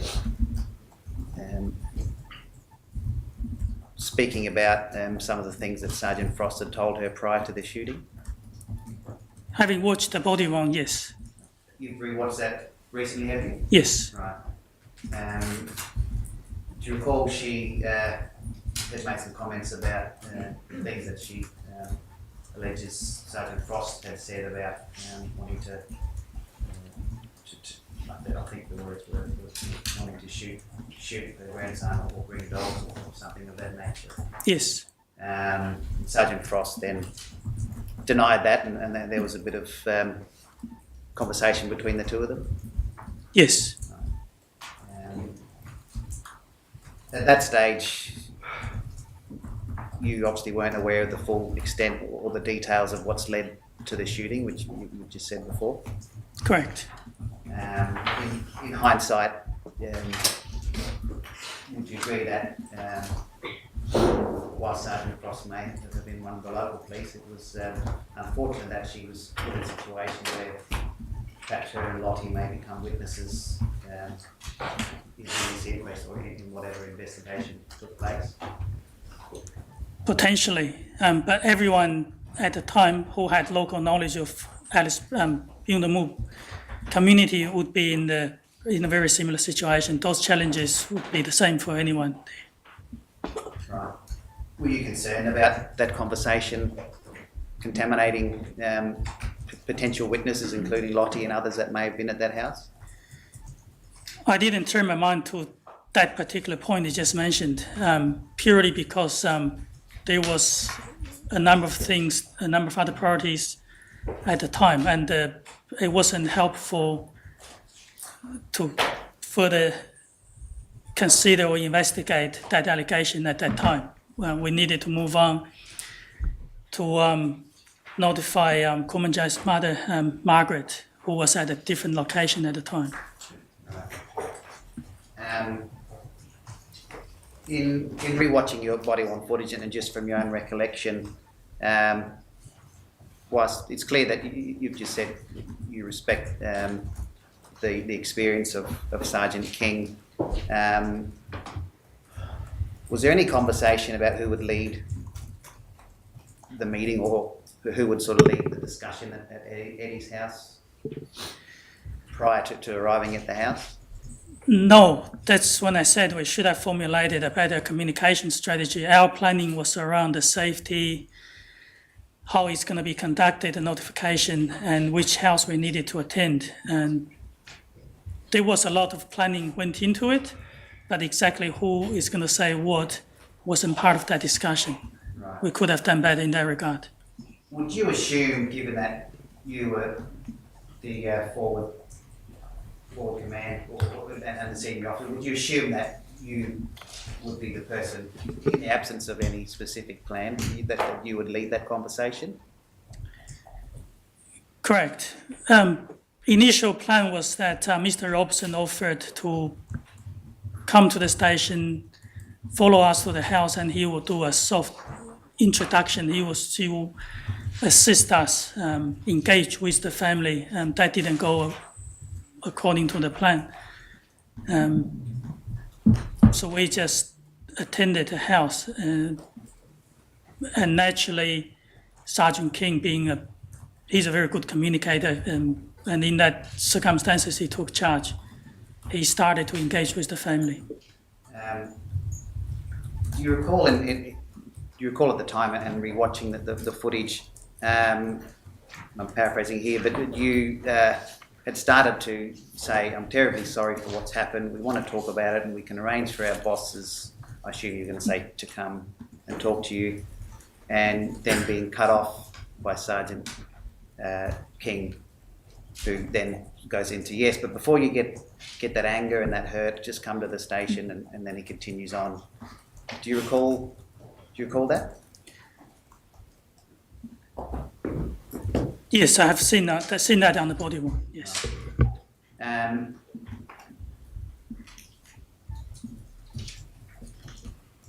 I guess the question is, was it something that was frustrating you, the fact that he was quite continuously talking over the top of you when you were trying to, particularly then when you were trying to give a heartfelt apology and perhaps establish a bit of rapport at the start of that conversation with the family? I don't think frustration is the right word, but it just, at the time, a lot of things going through my mind, and the family, they were processing their emotions and what we just told them. I didn't think too much about it at the time. Right. Sergeant, in your time in policing in Northern Territory, have you, forgive me if you answer this, but have you worked in remote communities to any extent? No, so I've never worked in any remote communities in the Northern Territory. With Yuendamu, few months before this incident, I went out there with a team of police officers because there was a spike in the crimes in the community, and we were there to work the weekend just to give the permanent members a chance to recover. And I was quite grateful that as part of that process, ACPO Derek Williams showed me around the community, introduced me to some elders, including his dad, and also took me to Yuendamu, Mount Helen. So that was my introduction to the community. Right. And in your time in Northern Territory, you worked with other ACPOs or other Aboriginal police officers anywhere else? Yes, throughout the years I worked with many ACPOs. Right. So prior to this occasion, you met Derek Williams on that occasion. He'd been someone that gave you a bit of an induction to people and places in Yuendamu? Yes. You've also said when you arrived that early in the morning in the community, you were aware that he had some contact. Whilst he wasn't in the station, he'd been liaising with Sergeant Frost and others. Correct. Right. Were you aware during or upon your arrival or prior to talking to the family to notify them of the death, were you aware that he hadn't been told of Kumanjayi's passing? Mr. Williams, That's correct. we notified him before we went to notify the family. Right. Up until that point, were you aware that there was he was or heard some evidence that he was actively or intentionally not notified throughout the evening? Correct. Prior to or in planning to go and speak to Eddie and Lottie and others, did you discuss whether there'd be any benefit in Derek being a local community member, attending that and being part of that conversation with the family or with others? Not when we went to 577. I had a conversation with Derek. He was at Margaret's house, so he was there to assist us. And as I said, Mr. Eddie Robinson, he was going to introduce us to Lottie and Kumanjayi's wife. Was there any discussion about involving any other community leaders or elders in those conversations with family?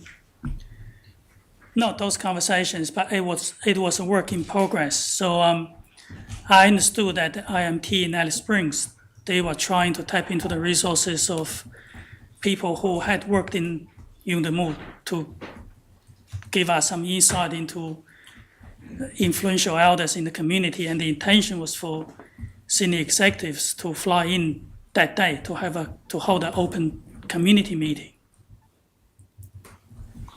And other than the conversation with the family, did you engage any of those elders subsequent to that throughout that day?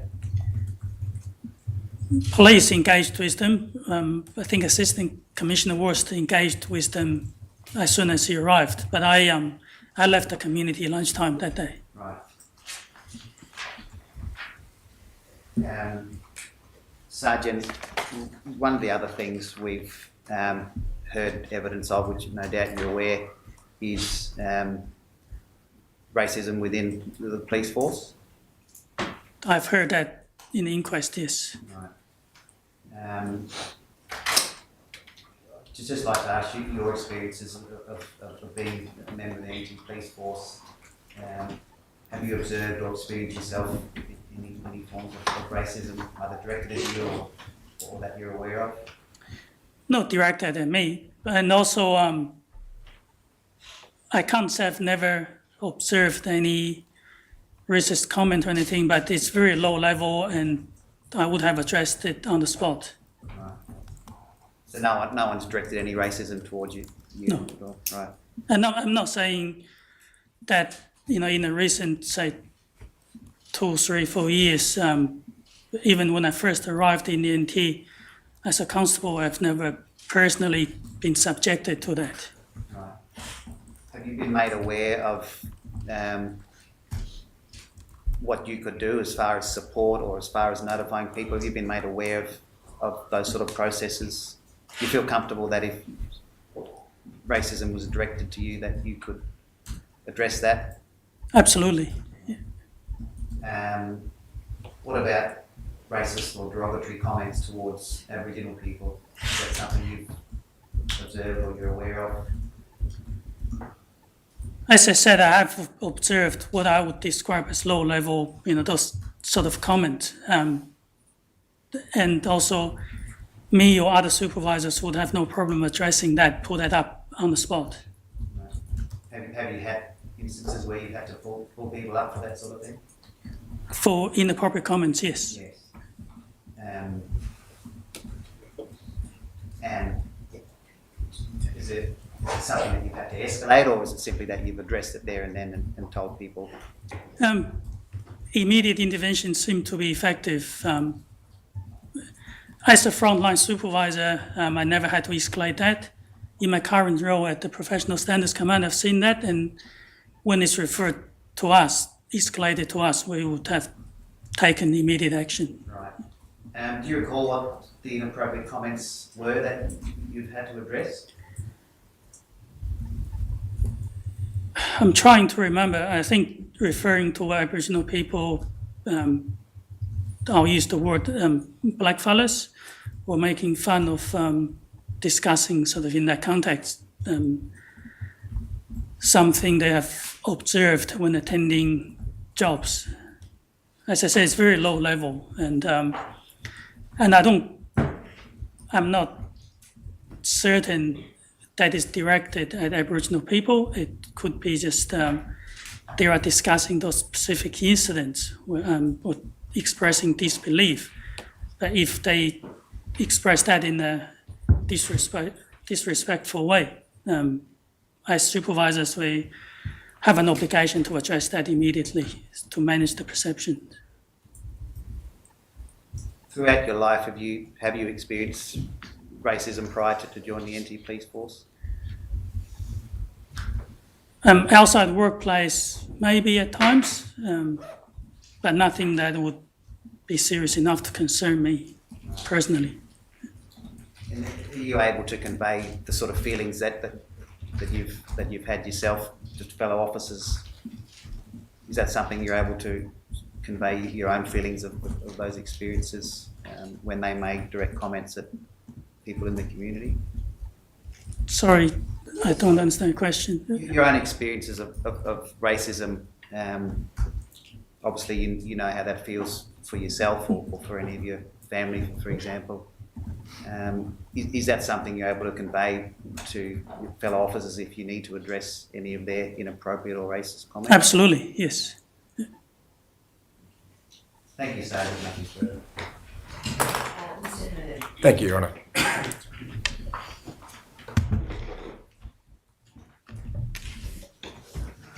So my name is Hearn, and I represent the Robertson, Lane and Walker families. Do you know who they are? I know the Walker families. They are families connected with Kumanjayi Walker. Thank you.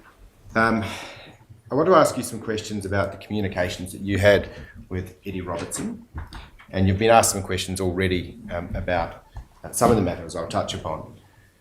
The first phone call that you had with Eddie followed a conversation in which an agreement had been reached that Eddie would in effect be misled about certain matters.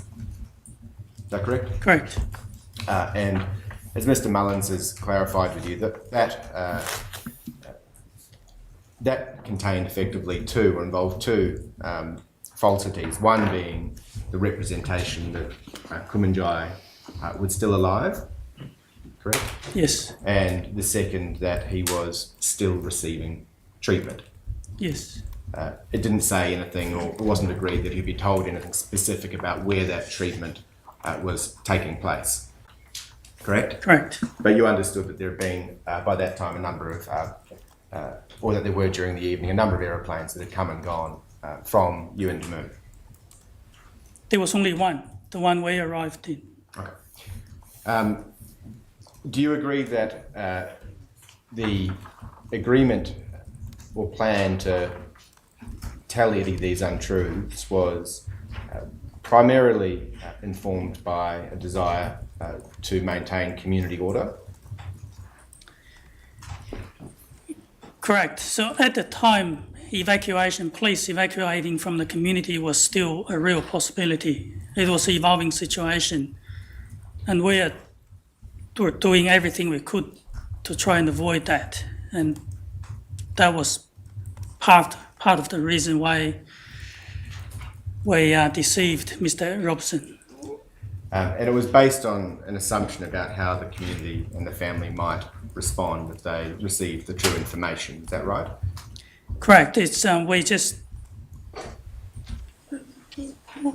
we had to be prepared for all possible scenarios, and retaliation and riot. It was one possibility. And just jumping forward in time, you spoke with both the Robertson family and also the Brown families in the early hours of the next day, the 10th? That is after 6 a.m, yes. After 6 a.m. And while there was obviously distress and upset expressed by those persons, the delivery of the news of Kumanjayi's passing did not in fact prompt any violent outbursts or volatile behaviour. Do you agree with that? I fully agree, and I'm very grateful for their cooperation and understanding. I was really surprised how they behaved and the restraint they've shown, yes. Did it suggest to you that assumptions that had been made earlier that night were perhaps wrong or misconceived?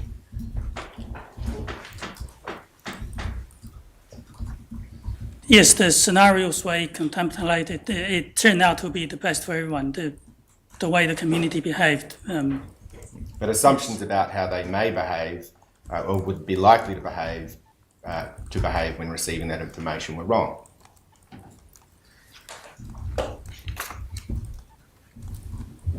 Correct. It wasn't, all I can say, it wasn't an unreasonable assumption of one possibility, but I'm glad they proved us wrong. Has it caused you to reflect upon making assumptions about how groups of people might behave in response to certain events? 100%. And in hindsight, and if we had a resource, more consultation would have better informed us. But the decision made at the time was we didn't have the benefit of all the information, and definitely I think the organisation would have learned and assess the risk differently based on how the community reacted this time. Moving forward, 100%. In terms of how Eddie Robertson was identified as the point of contact, is that something that was decided in consultation with you, or was that something that was effectively dictated to you? There were a number of discussions in that regard. I think that was based on information provided by Sergeant Frost, Mr. Derek Williams, and also the information IMT in Alice Springs they went out to obtain. They identified that one is that he is well-respected elder, and two is his family relationship with Kumanjayi. Did you, or were you part of any conversations in which consideration was given to which other family members or which other family groups might need to be contacted? For the purpose of notification of death or giving an update, that information came from the IMT, and Sergeant Frost, who had worked in the community for an extended period of time, agreed that he was the most appropriate person. But when you say appropriate, is that appropriate for the purposes that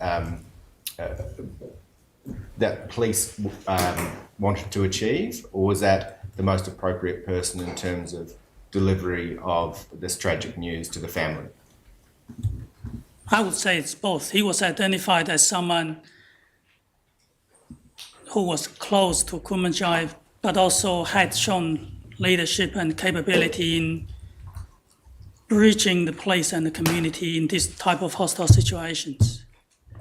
Did it factor into your consideration, or the police's and institutions' consideration, that he was somebody who was likely to assist the police in the delivery of that news? That was definitely an important part of the consideration. Did you understand that he was not biologically connected to Kumanjayi? Correct. I think not at the time of the first phone call, but as time went by, more information became available. I think Kumanjayi's biological parents were not in Yuendamu, they are from Papania. Even Margaret wasn't biologically connected, but we were working on the information we received at the time, and he was very close to Kumanjayi. You understood, and I think you said in response to questions from Mr. Mullins, that you understood that whatever information you gave to Eddie was likely to be further communicated amongst the family groups, amongst the community, and more broadly. Is that fair to say? Correct. And so you understood, therefore, that the information to the effect that Kumanjayi was still alive and receiving medical treatment was likely to, after that phone call, be widely dispersed. Very likely. And as I said, until we put enough security measures in place, we wanted to maintain that false impression the community had. It would not surprise you to learn that information very quickly made its way also to Alice Springs. I didn't know that. But it wouldn't be surprising to learn that. No. Did you become aware at any point that family in Alice Springs who believed that Kumanjayi was alive and receiving medical treatment attended Alice Springs Hospital in quite large numbers? I didn't know that, but it's a reasonable course of action. Family would do, yes. And that people remained there in quite large numbers with young children, babies, waiting for his arrival until almost dawn? I didn't know that. I didn't consider that implication. Was there any consideration given to just how broadly and significantly this false information might affect family and community? As I said at the time, the consideration was maintaining police service in the community, and based on what has been proven to be incorrect assumptions how the community may behave, react. But at the time, to avoid any evacuation, though, it was believed to be an appropriate course of action at the time. If I suggest to you that policing the community was the dominant and almost exclusive consideration in this decision, would you agree with that? I have to disagree with that. Yes, the safety of police officers and police assets, that was an important consideration, but also if we had to evacuate from the community, Yuendamu is a very large community. When they do require police service there, it will be very difficult for us to provide that service for days to come if we couldn't avoid evacuation. There was a second phone call, or at least a further phone call, that you made to Eddie at sometime around 4 o'clock in the morning? Yes. And that was after a decision had been made. And on page 12 of your statement, you say, because it was identified that he's the family member, an elder, and he's someone who's had a good relationship with police. Yes. And the purpose of that call at about 4 o'clock in the morning was to ask him to come down to the police station. Correct. And the purpose behind that request was to finally tell Eddie that, in fact, Kumanjayi had passed away. Correct. Sometime after that phone call, well, I suggest to you that in that phone call, Eddie expressed some reluctance to coming down to the police station at that time. Yes, he didn't want to come, but the impression I had at the time was that it was just because of the time of the day. And also, he didn't know the reason because of the first phone call, it was reasonable for him to assume Kumanjayi had already been taken to Alice Springs, and there was no other reason that could be urgent enough for him to attend the police station at 4 a.m. And you didn't give him any, or you didn't feel that during that phone call you could give him the real explanation as to why you were asking him to get up at 4 o'clock in the morning? Correct. That if I told him the real reason, that defeats the purpose. We wanted to talk to him in a safe environment and let him process the emotions and then assist us contacting the family in the morning. When you say a safe environment for who? For all of us. Another option was to attend House 577. We didn't know how many people were going to be there, how they're going to react. And as I said, we identified that Mr. Robson is someone who is capable of provide that leadership in the community and assist us. Sorry. You talked about wanting to give him a space in which he could deal with the emotions associated with receiving the news. Correct. Do you recall that it was explicitly requested that Eddie come to the police station by himself? No, I think he mentioned I can ask my wife Lottie to drive me there. But in terms of entering the police station for the delivery of the news, are you aware that Eddie was told to come alone? I can't remember exactly what was said to him, but the intention was to discuss the matter with him, or if he had 2 or 3 support person, a small group. I think we were able to accommodate that. What we tried to avoid was that having to break the news in front of a large group of families. If I suggest to you that not only was he asked in the phone call with you to come to the police station alone or into the police station alone, but there had in fact been a plan, an agreement amongst police that is what was to happen. Is that something you're able to comment on? I'm not aware of those discussions, but even if that being the case, being the person in charge on the ground, if Mr. Robson came with family members, so depends on the size of the group, I would have let them in. And you would agree that a request for him to be alone while receiving that information at 4 o'clock in the morning would have been, on anyone's assessment, an insensitive request to make? If the request is specifically to have him alone by himself, it wouldn't be appropriate. I think the context of that was alone being away from the large family groups. Was it also to quarantine information? You wanted to give the information to him and him alone, so that there could be a control of who was receiving the information? Correct. Until we can attend the family house in daylight. It was,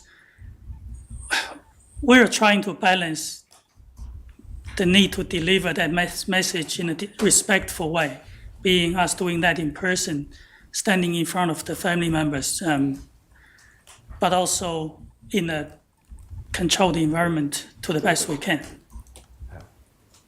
You delivered this information personally to Eddie? Yes. And you did it in the reception or the waiting area of the police station, is that right? Yes. During that conversation, did you correct the earlier falsity that had been represented to Eddie that Kumanjayi had been alive at 12:07 a.m? Yeah, that conversation would clarify that, yes. You're saying you clarified to Eddie that, in fact, some 4 hours earlier, you had lied to him? Whether I explicitly said that, I have to watch the body one. But the conversation we had would have made it very clear. We lied to him earlier. Do you have any recollection of how you explained to him why you had lied to him? I would have to refer to the body worn of that conversation. So that conversation was recorded by body worn Yes. camera, was it? Yes.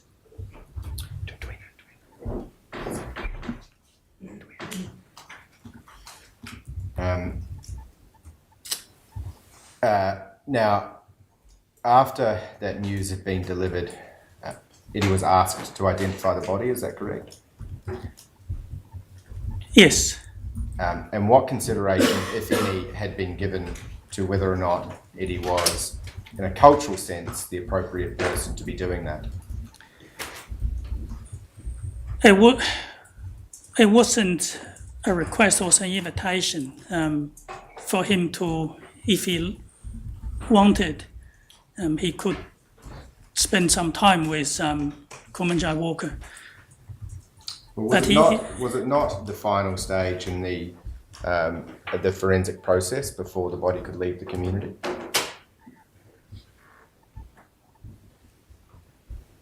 Forensics, they conducted an initial examination. And by that stage, I believe, yes, that was completed. But this was the last thing that needed to be done before the body could leave the community, is that correct? Yes, and that was the consideration. We didn't want to take the body away from the community without Mr. Robson had that opportunity. Well, I suggest to you it wasn't about giving loved ones an opportunity to spend time with the body. It was simply, well, I won't say simply, but primarily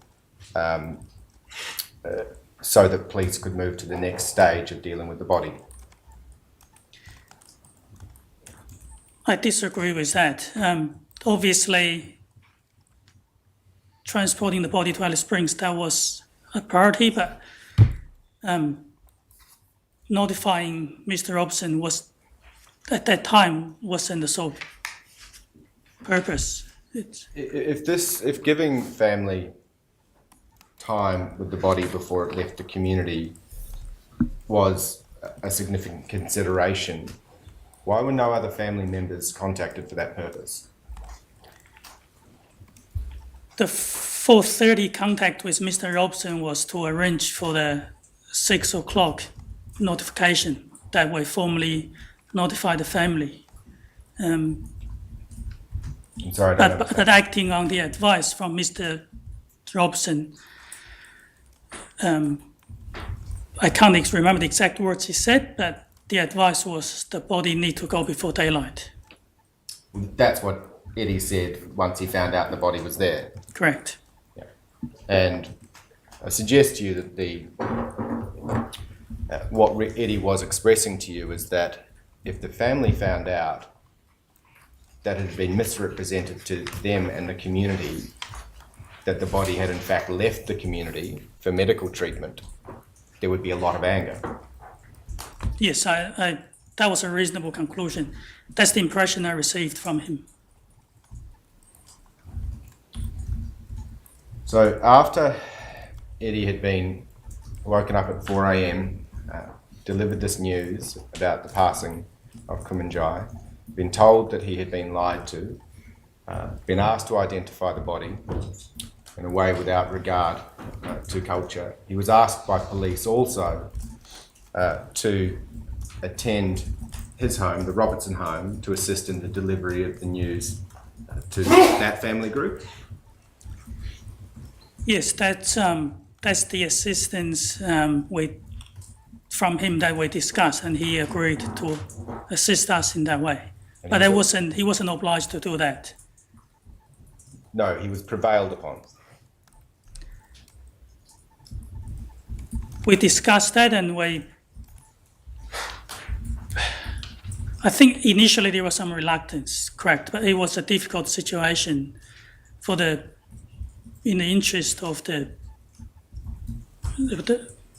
police operation and also the people of Yundamu. Yes, I pressed up on him for that. But not only the delivery of the news to his broader family, but the delivery of the news to the biological Brown family. Mr. Derek Williams assisted with that. Was Eddie asked whether or not he would assist police with that process? I don't recall speaking to Eddie in relation to that. We discussed how we're going to notify the family at 577. Then I'm just trying to remember, to notify Margaret. I don't remember asking his assistance for that. He was present, which I'm grateful. I think the main point we discussed was how we're going to notify Kumanjayi's wife. So just to be clear, he was present at the Brown family gathering? He arrived at 577 shortly after we arrived, and then I think he walked over with us. The two houses, the Brown family house was very close. It's within walking distance. I suggest to you that he had been, again, prevailed upon to attend the Brown family, to assist the police, and that he had reluctantly agreed to do so. So for the involvement of Mr. Edison, if he felt he was pushed upon to do that, I apologize for that. But certainly his assistance was very, very valuable to us. And yes, he showed reluctance, and we insisted, persuaded him into helping us.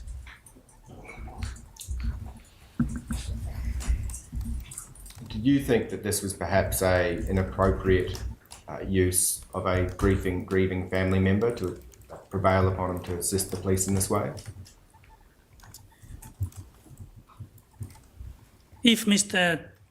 Jobson felt that way, I accept that, yes. That's my question, thank you. Mr. Edison? Yes, just a very brief one, if I may. Had you ever experienced, before your attendance as the Forward Commander on the 9th of November 2019, anything like this event? No, I've never experienced anything like this in my policing career. Shooting in a remote community, no. And so you had very limited, if I could put it that way, experience in dealing with members of the Indigenous community, in particular in Yuendamu? I agree. And you were, and I suggest, and I say this quite respectfully, very much deferring to the expertise and advice that you were getting from Sergeant King. Yes, so since he arrived, it was a big relief for us, and his operational background in dealing with potential community riot, I accepted his advice and opinions, yes. Yeah. So whilst you were the forward commander, and to put it in my terms, not others' terms, but the buck stops with you, ultimately you were very much dependent upon the advice that he gave you as to how you could best manage what was clearly a very, very difficult situation. In terms of tactical options, yes, but also I was supported by the MT in Alice Springs. And do you recall that when you were having, certainly, can I put it this way, Sergeant King put you on notice that this was a very, very significant event? Sorry, could you help in what context? Sergeant King put you on notice that because of the significance of this event, it was very important that you document everything in the course of the events that would unfold thereafter. I do remember him saying this is a very significant event. Our decisions will be scrutinised. Did he say words to this effect? This is the biggest thing this organisation has seen in 17 years. You need to be conscious of the fact that everything we do right now is going to be looked upon from everyone right to this point, to managers, right through to the coroners and the families. We have to show effective leadership.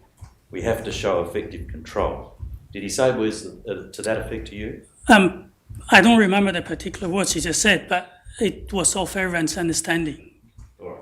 But in any event, what he was plainly conveying to you, I don't expect you to remember the exact words, but he was plainly indicating to you that this was a very significant event. Correct. And accordingly, it had to be managed properly. Correct. And everything that was done thereafter had to be properly documented. Correct. And when you went out and you went and spoke to Lottie, I think, in the presence of Sergeant King, he took control, it would appear, of that conversation. Yes. That narrative, if I can put it that way. You tried to communicate with members of the community? I think watching that body one, yes, once I apologised. Sure. But obviously you'd had little or no experience in dealing with community members or leaders or anything of that sort. In that context, no. No. Let alone a case or an event of such significance. Yes. And would it be fair to say that in those circumstances, and given the experience and expertise that Sergeant King had, he took control of how best to deal with the situation as it was presented to you collectively? Sorry, can you repeat that question? Given that you had little or no idea, if I can put it that way, of how to deal with the community, let alone given the magnitude of this event, he really took control of that conversation that you had. That conversation, yes. Yeah. So when he arrived, we had a discussion, and we discussed the roles and, each one's roles and responsibilities. He said, I think he mentioned his experience in dealing with this type of situation and a previous riot in the same community. And he said, the responsibility sits with you. I'll give you advice on tactical options and how we deal with those situations. Now, in the context of that advice, before you left the police station to go and speak with the community on that occasion, you must have conversed with each other as to how you were going to deal with the situation. Correct. By that stage, you knew that Kumanjayi Walker was deceased. Yes. You knew this much, didn't you, that he had effectively been shot by Constable Rolfe. Yes. You knew that Constable Rolfe had been stabbed by Kumanjayi Walker with a pair of scissors. Yes. And you knew that this much, that the shooting was in response to that stabbing. Yes. And that was knowledge that you and Sergeant King had before you departed and before the conversation that we've seen on the body worn occurred. Correct. Now this is important. Did Sergeant King discuss with you the problem of what he called, at least in evidence here, the bush telegraph. You know what I mean by that? Can you explain that, please? Sure.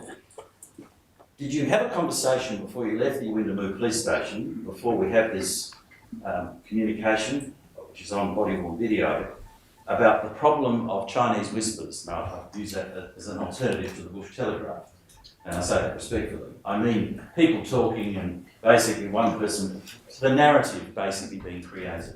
Do you understand? Yes.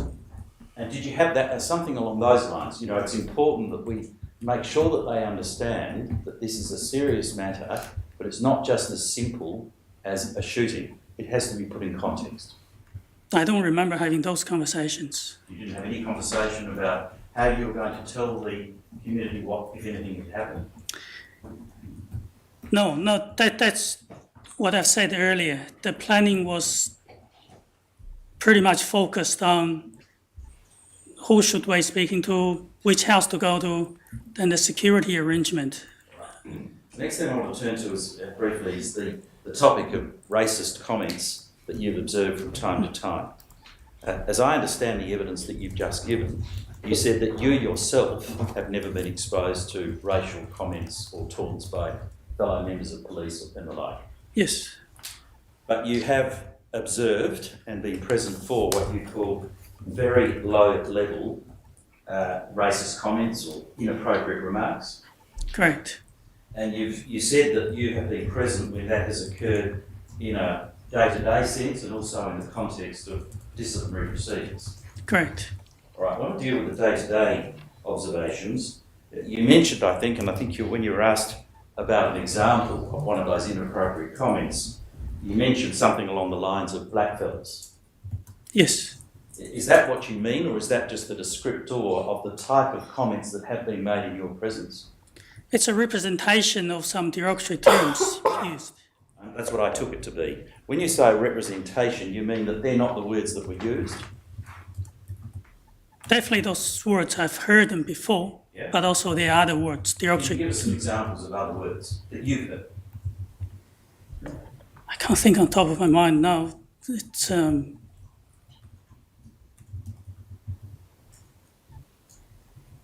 I think it's just the context of some of the conversations when it says inappropriate. Right. But- So let's say a police officer, I'll give you a hypothetical, let's say a police officer is involved in some sort of arrest or conflict with an Indigenous person.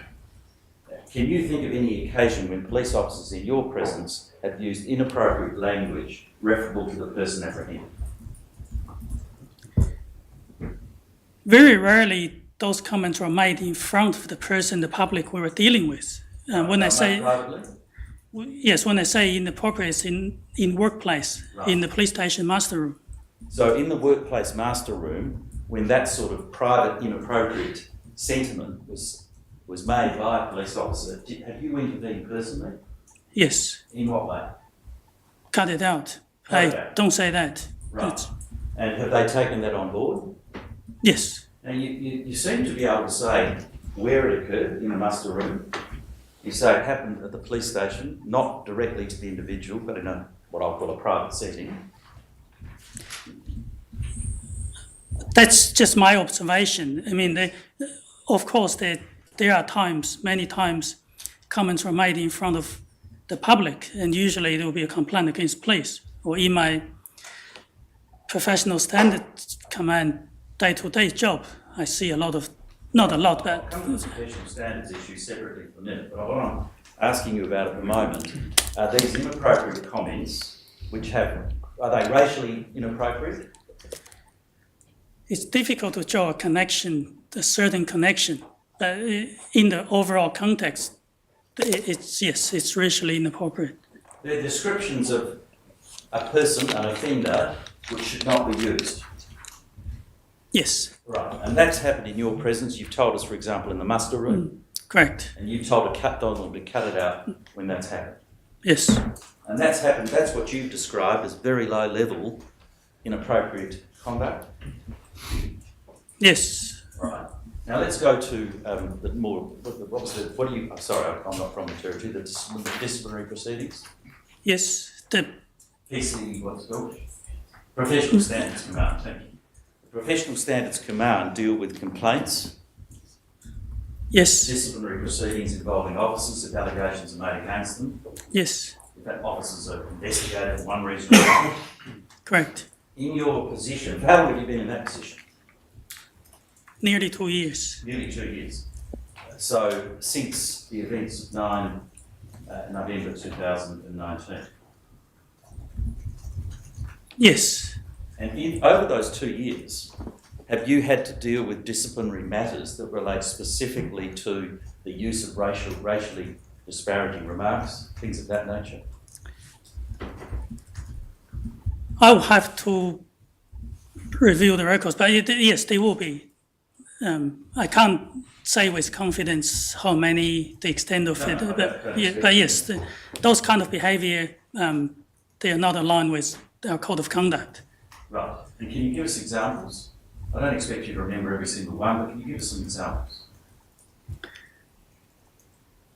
Derogatory comments about the persons we deal with, inappropriate comments in the workplace. And those things are, again, what you would describe as low level? When I say low level, it's restricted to what I've observed, and it's a relative thing. In terms of seriousness, if it reaches PSC, it's escalated. It's beyond what a supervisor in the field can deal with. Yes. So those matters, I would say, they're not low level. They're serious. Yeah. Right. Well, let's go back to the workplace for a minute. Inappropriate, racially inappropriate comments made in your presence in the muster room, which you've told them off about and said that's just inappropriate, don't do it, right? Correct. Would you agree with this, not only then but now in your current position, that there is a world of difference between an inappropriate, even racially vile comment made in the muster room as opposed to it being directed specifically to the individual? There is a difference, yes. Would you also, and I can ask you this, in your experience, have you actually seen police conduct in the Northern Territory, which from your perception appears to be their conduct is driven by racial motivation, skin colour if you like, as to how they conduct their policing? If you ask my opinion, there are certain conduct, the inference can be drawn. It's driven by discrimination or racism. But yes, but I can't give you specific examples. I'm not sure. For example, you could draw that inference if at the time that the conduct of the person was being apprehended, for example, words were used which were consistent with that sentiment, that type of thing? Correct. I think it's a better way to describe it is we deal with police officers in the NT spend a lot of time dealing with Indigenous community and the members of the Indigenous communities. So inappropriate conduct, unfair treatment, or any other conduct issues, whether it's driven by racism, discrimination, or it's just the way that particular officer conduct themselves. I don't think there's reliable data to say with confidence which one is the case. What might motivate an individual in a given case? That's what I understand you're asking. Yes. Nothing further, thank you, Ron. Yes. Detective Senior Sergeant, just a couple of matters about your own background. You were a police detective in New Zealand, I think, for the better part of 7 years, starting in 2006, is that yes. right? And then you spent a bit over a year as a senior investigator at the Victorian Legal Services Board. Yes. And you hold a law degree from the University of New England, is that right? Correct. And a graduate diploma in legal practice from the Australian National University. Yes. And you joined the Northern Territory Police Force in 2013, so you're coming up to your 10th anniversary. Yes. All right. However, the latter 2 years have been spent by you in the Professional Services Command, Professional Standards, I beg your pardon? Yes. And you haven't spent time in remote communities? No. Now, you were assigned the role of being forward commander at Yuendamu in the aftermath of the tragic shooting, is that right? Yes. And can you put a time on when you assumed that role? Was it on arrival at Yuendamu? On arrival, And that correct. was at roughly what time? I have to refer to my notes. I can't give you the exact time. It was a long night. I can't remember. We spent a lot of time organizing to travel to Yuendamu. Yes. So I can't remember the exact time we arrived. Right. That's all right. When did you finish up your duties as forward commander? 2 p.m. on Saturday, when I flew back to Alice Springs with the IRT members and the 2 nurses. Is that on a Sunday? Sunday, yes. And whom did you hand over that responsibility to? I think it was Acting Senior Sergeant Gerald Thompson. He arrived on that the air wing flight, yes. Let's go then, if we could, to your coming to the Yuendamu community. There were some delays in your arrival, I think, at the community. Is that right? Correct. Can you tell Her Honour what associated with the Royal Flying Doctor Service led to the delays of your own arrival? Yes, Your Honour. So when I arrived at the station, initially I was asked to work in the IMT, and then because of the imminent departure of the RFDS flight, I was told I need to take a team out there. They were loading up the aircraft to see how many police members they can carry due to the weight restriction. I arrived there with Constable Sykes, Lynch, I can't remember, there was another, and Zach Hughes. I entered the hangar, the nurses were loading up the aircraft, and I spoke to, if I remember correct, his name was Damien, or the pilot. There was a robust conversation. They said they were not prepared to leave Alice Springs unless we can provide them assurance that the runway is safe to land. They were concerned that the community members might have sabotaged the runway or wasn't safe for us to land. So there were some delays. And to give them some assurance, I've been making phone calls back to the station to see if someone can actually see the runway physically. Then there were discussions, the RFDS will take us to Mount Helen and land there, wait until it was safe. It's only a 5-minute flight to Yuendamu from there. Well, that was occurring. I think they went down 20 minutes, half an hour. I got a phone call that Kumanjayi had passed away, so there's no need for the RFDS to attend. I relayed that to the pilot. Then we walked over to the police air wing hangar, and the pilot was doing his nighttime flight certification at the time, so we couldn't reach him. He came back later and to refuel the aircraft, and that was the cause of the delay. And when we left, we were airborne, and there was no communication, and we didn't know if the airstrip was safe. So when we could see the lights of Yuendamu, we were in the holding pattern for a period of time until there was a phone call from the IMT say, members are on the ground, it's safe for you to land. And that was predominantly the delay. When you did arrive then, you were transported to the police station. Correct. And was the situation calm outside the police station when you arrived? It was far from calm. So the sense of urgency, when I landed, I disembarked the aircraft. The members, they appeared to be very nervous. They just said, let's go, and let's go. Then they were pointing, they were shining their torches at the boundary fence of the airfield. And the urgency was demonstrated. I think one of our members left his bag in the aircraft, and they said, don't worry about the bags, we need to go. So we all jumped in the car. As we exited the drive through the gate of the airfield, I could see the group of people, there was a large crowd from distance. And Can you give any estimate of the size of the crowd? You've described it as large. it'll be in the vicinity of 100 or plus. I couldn't see clearly, predominantly because the car in front of me, as they traveled through the crowd, I saw a lot of dust and rocks hitting their car.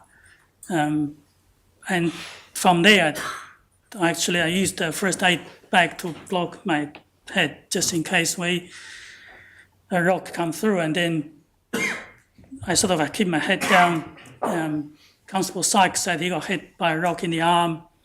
And then I tried to look in the rear view mirror to see if the ambulance was with us. So I didn't have a good observation of the crowd.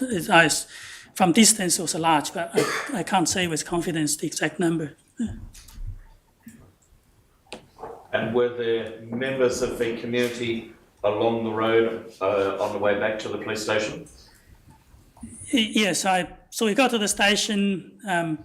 There were people outside there, not that many, but I believe they followed us to the station because in the car park I checked on the welfare of everyone, asked them if they're okay. And then I started to hear commotions outside the police station. And as I walked into the station, rocks were landing on the roof and there were commotions outside. So I gathered, I couldn't see directly because it was dark outside, but the situation was quite intense. I assumed there was a large number of people there. You've described the situation as intense at the police station. What observations did you make of the state of the police station and what people were doing?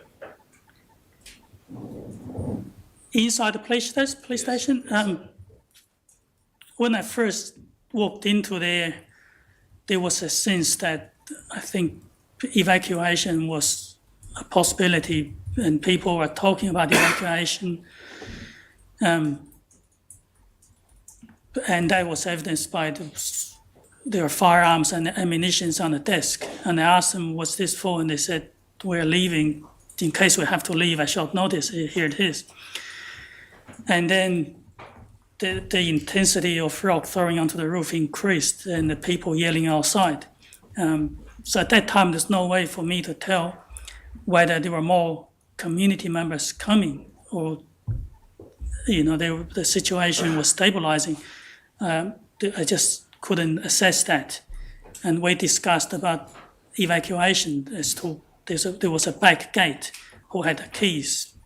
That was the feeling I had when I walked into the station. So what was your early assessment of the security risk upon arrival at the station? Due to the construction of the station, it was very challenging for us to maintain security and actually make an accurate assessment as to what we are dealing with. Because the crowd gathered at the front, and from inside it's very difficult to see through.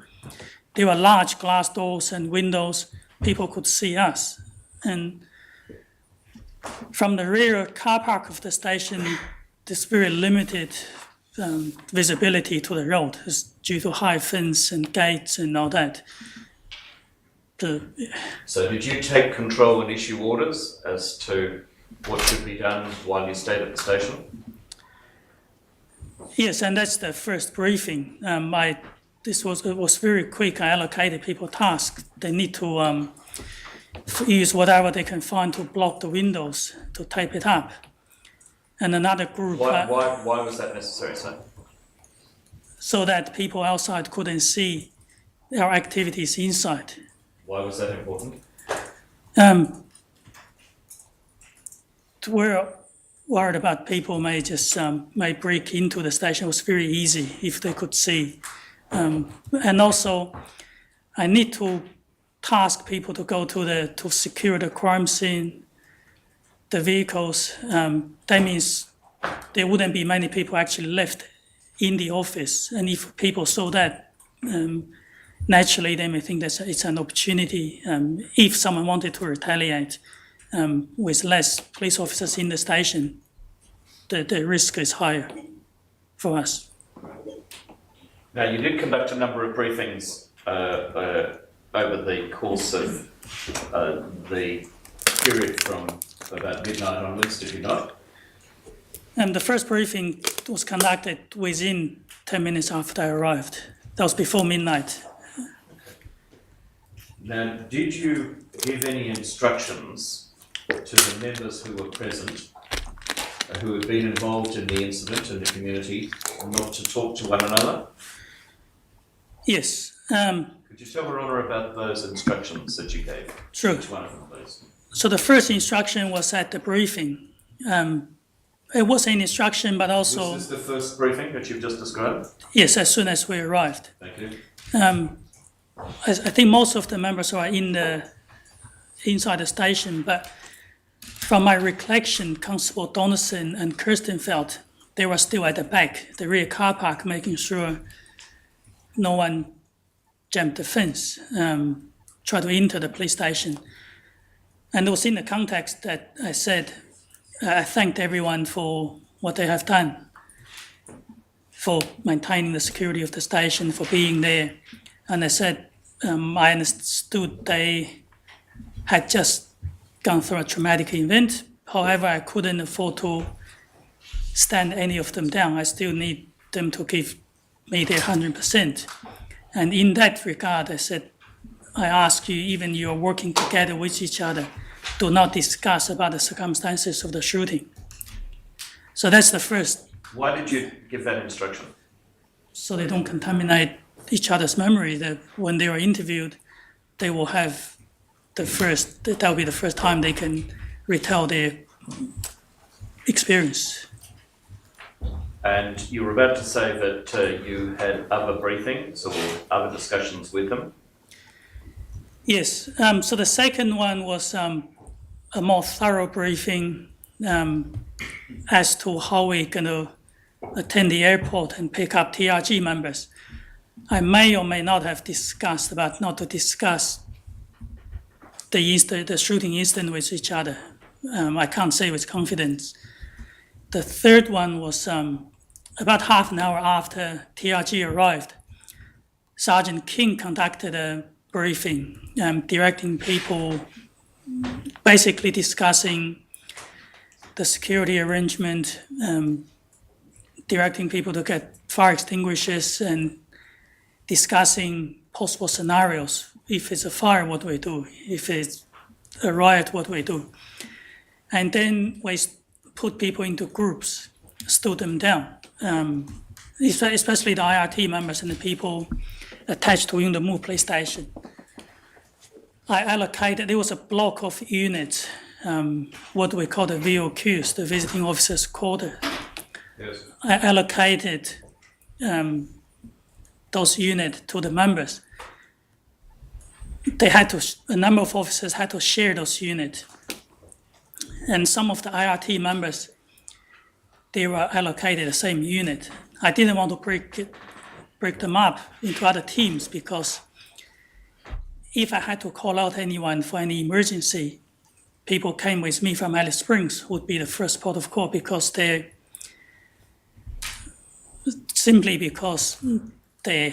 hadn't been through a traumatic event.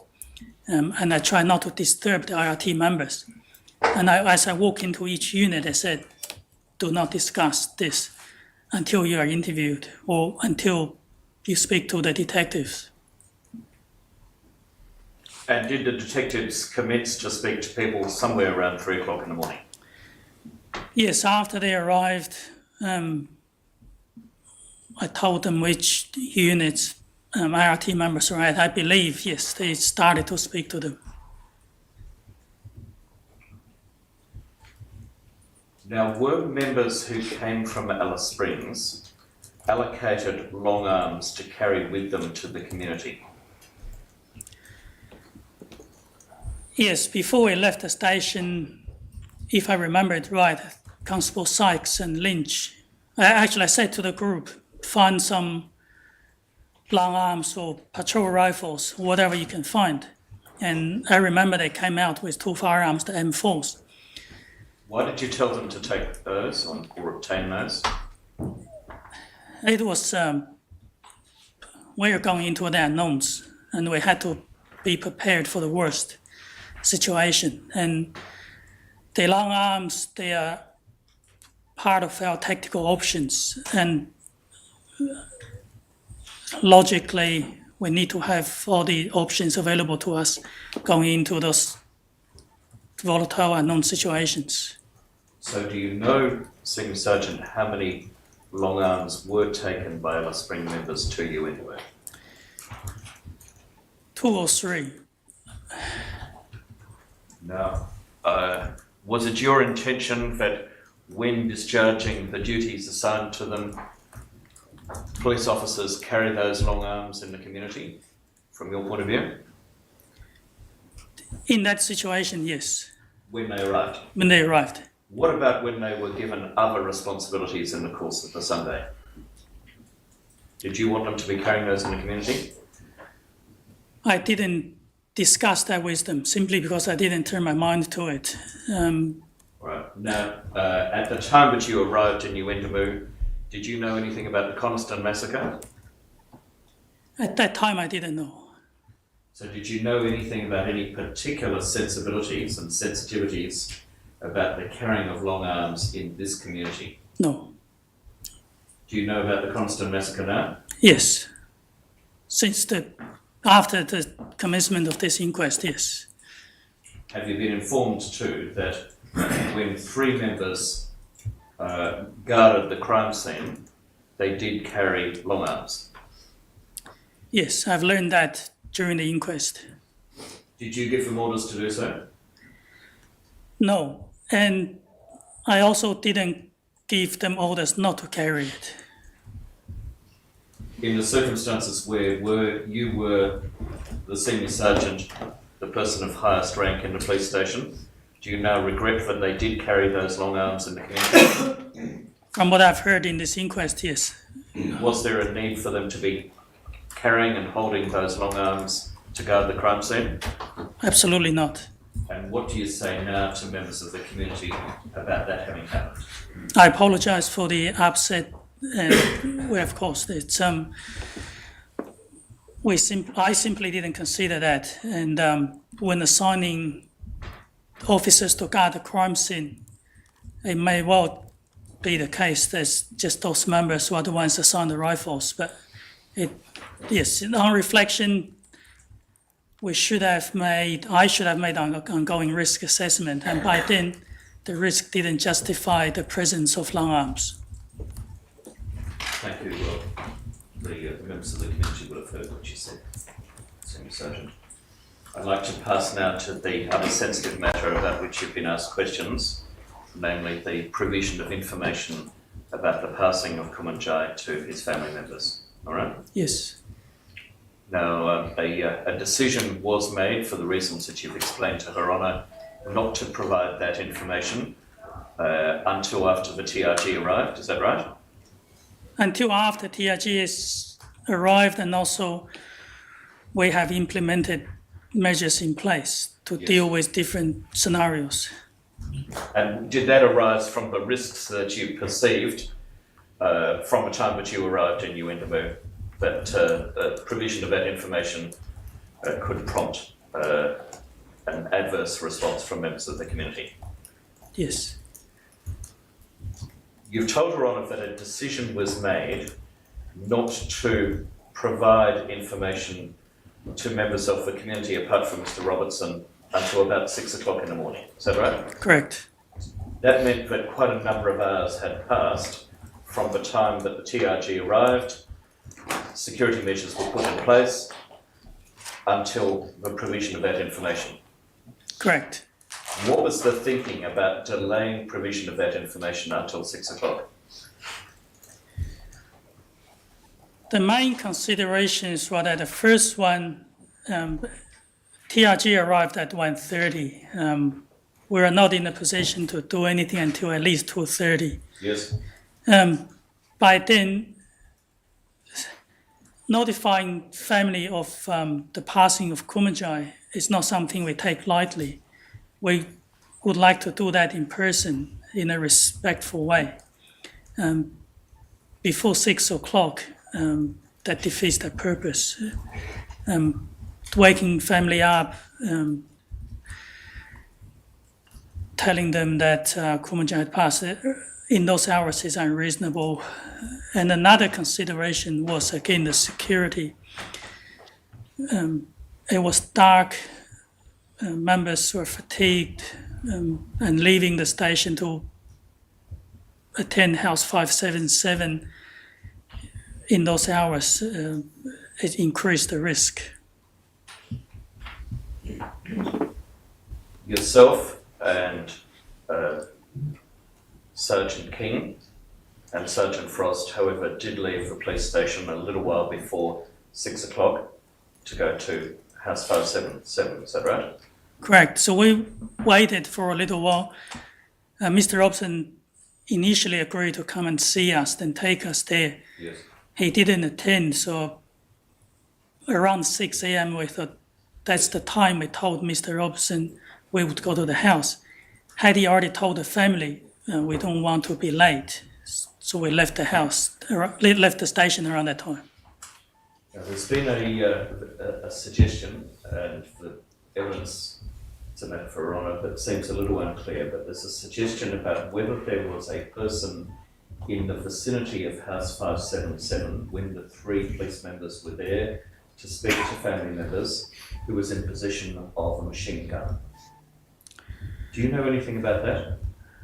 I can't explain that, but the only possible explanation is, so we attended house, this part of our planning was that only Sergeant King, Sergeant Frost and myself would attend the house.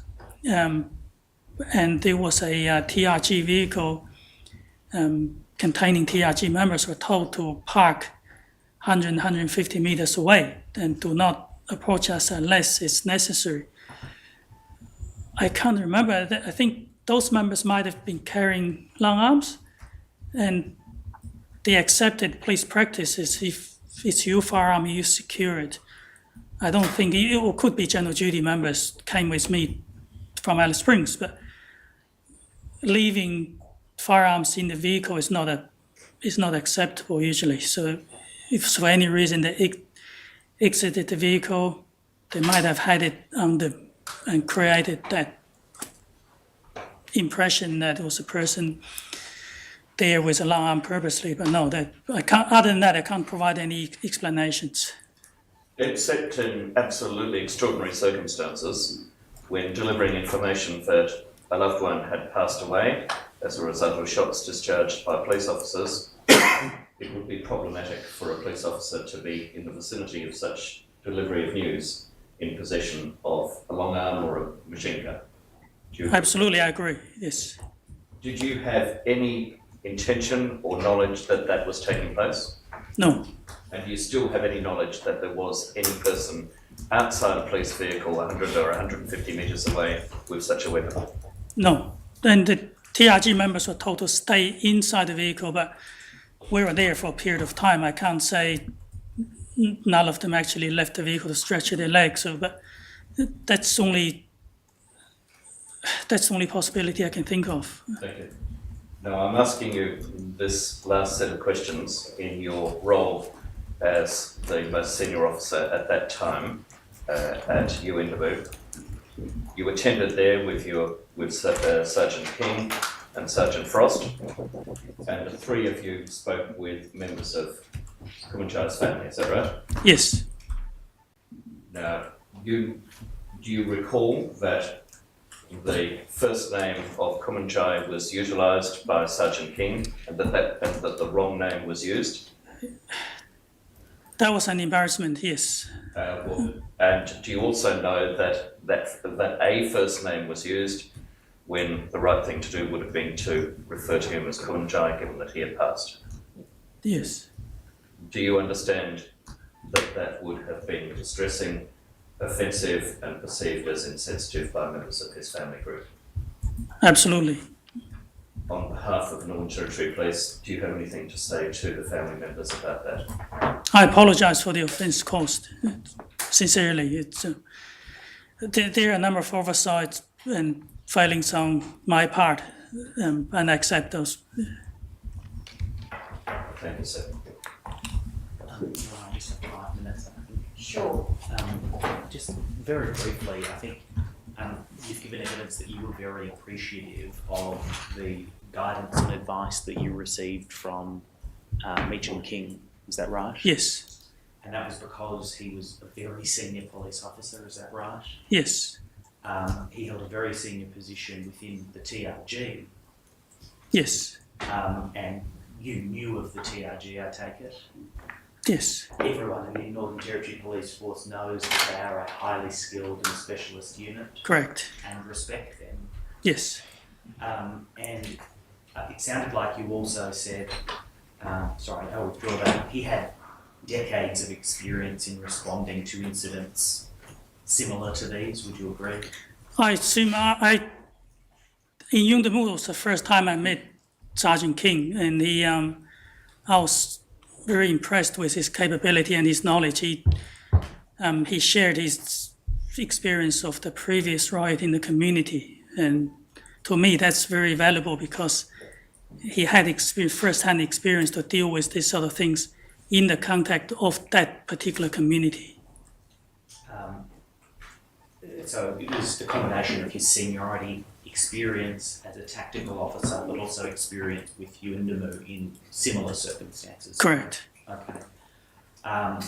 If Meacham King had been a junior police constable with 2 to 3 years' experience who'd never been to Yuendamu, you wouldn't have deferred to him in the same way, would you?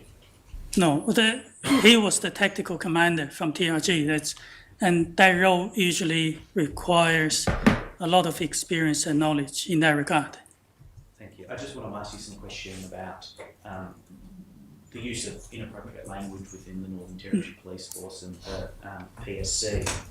The first thing I want to ask you, and I don't mean to offend you, I want to ask you if you've heard some words, either in the context of your work in the PSC or within the muster room. Have you ever heard the word coon used by a police officer? No, actually, no.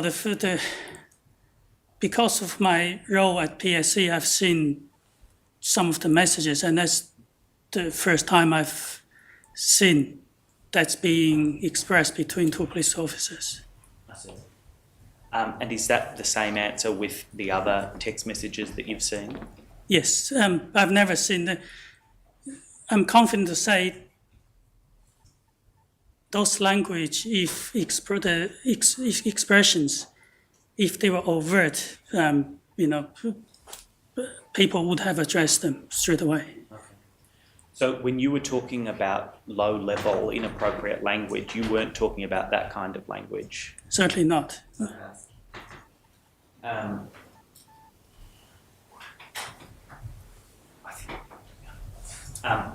You've reviewed all of the text messages, is that right? Some of them, yes. Have you ever heard the word niggers Yes.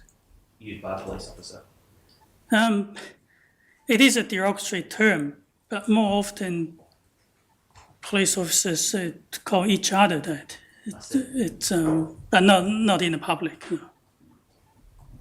No. Certainly, if that term were used to describe an Aboriginal person, it would be deeply improper. Offending. Correct. It is just offensive. It's not inappropriate, it's offensive. Correct. It's racist. I just want to ask you, you in fact distinguished language of that kind from the type of low-level language you'd heard elsewhere, but you also gave evidence that when using the description low-level, everything is relative. Do you remember that? Yes. And what I understood you to say was that by the time something is escalated to the PSC, the matter is already relatively serious to have reached the PSC. Is that correct? Correct. Low-level ones, when they say that, is the supervisors in the field can address it immediately. And when you use the description low level in the context of the work of the PSC, what you're describing, what you're doing effectively is distinguishing that low level matter from a much more serious matter that the PSC might deal with. Correct. Distinguish it from the matters that require formal disciplinary actions. Some of those matters might involve overt police corruption or use of force, for example. Correct. Okay. I also just want to ask you about the use of the word private to discuss communications between police officers in the workplace. Obviously, when a police officer talks to another police officer within the workplace, they're not using inappropriate language in front of an Aboriginal person. But they're still public officials, would you agree? I agree. And they have significant responsibility to the public. Yes. And so in that sense, it isn't quite right, is it, to say that these are entirely private conversations? They occur in the workplace. Correct. In the workplace, everyone is still bound by a code of conduct, even outside workplace. But no, it's not appropriate for anyone to express those languages, even though it's private between two police officers. And although it's obviously better in some ways that a police officer doesn't use inappropriate or racist language in front of an Aboriginal person, it would still concern you if they use that language within the workplace, correct? It would concern me in the regard that if it reflects their thought process, it may reflect on their behaviour, how they deal with members of the public. And to use a word that you've used, if a police officer is regularly using racist language when communicating between police officers, you might draw different inferences about their conduct in the field when doing things like using force, correct? Correct. Their general conduct in the field, yes. Because thoughts and attitudes influence behaviour. Potentially, yes. No, further on. Your Honour, could I have the indulgence of asking one additional question that I am able to ask? Thank you. Detective Senior Sergeant, one of the roles of Her Honour is to make recommendations, and the police force generally is reflecting on what can be learned from the experience of Kumanjayi's passing and also the police response to it.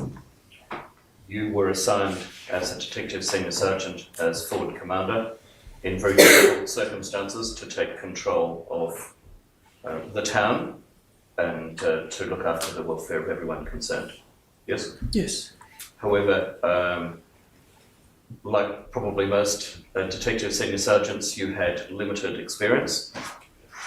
Can you see merit, if such an incident should ever occur again, in a more senior officer being sent out immediately to take control and be the forward commander, say someone as superintendent or higher? Certainly. To manage a critical incident of this scale, I see the benefit, because one of the challenging aspects for me was when I arrived, I had to be the eyes and ears of the IMT in Alice Springs, because I could only deal with what's in front of me. And the IIT's job the IMT is to plan ahead, identify resources, identify risks. And they relied on me to providing that information. And that wasn't very efficient, because I spent a lot of time instead of dealing with what's in front of me, I spent a lot of time providing updates to Superintendent Knobs, who would then relay it and escalate it. I'd certainly see benefit if, in this particular scenario, having a superintendent, an incident controller based in Yuendamu, and just manage it from there.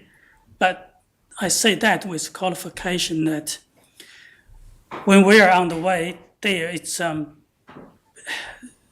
we are talking about whether we evacuate or not. In hindsight, I think they should have planned for that at early stage. But that's all I can say. Thank you. Thank you very much for coming and giving your evidence, and we appreciate the information that you've been able to provide to the inquest. My pleasure, Your Honour. Thank you.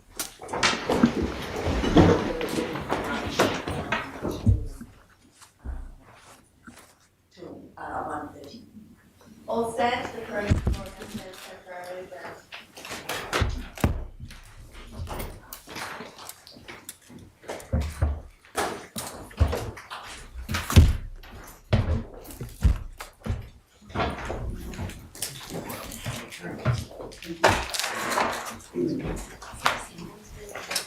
Oh, sorry.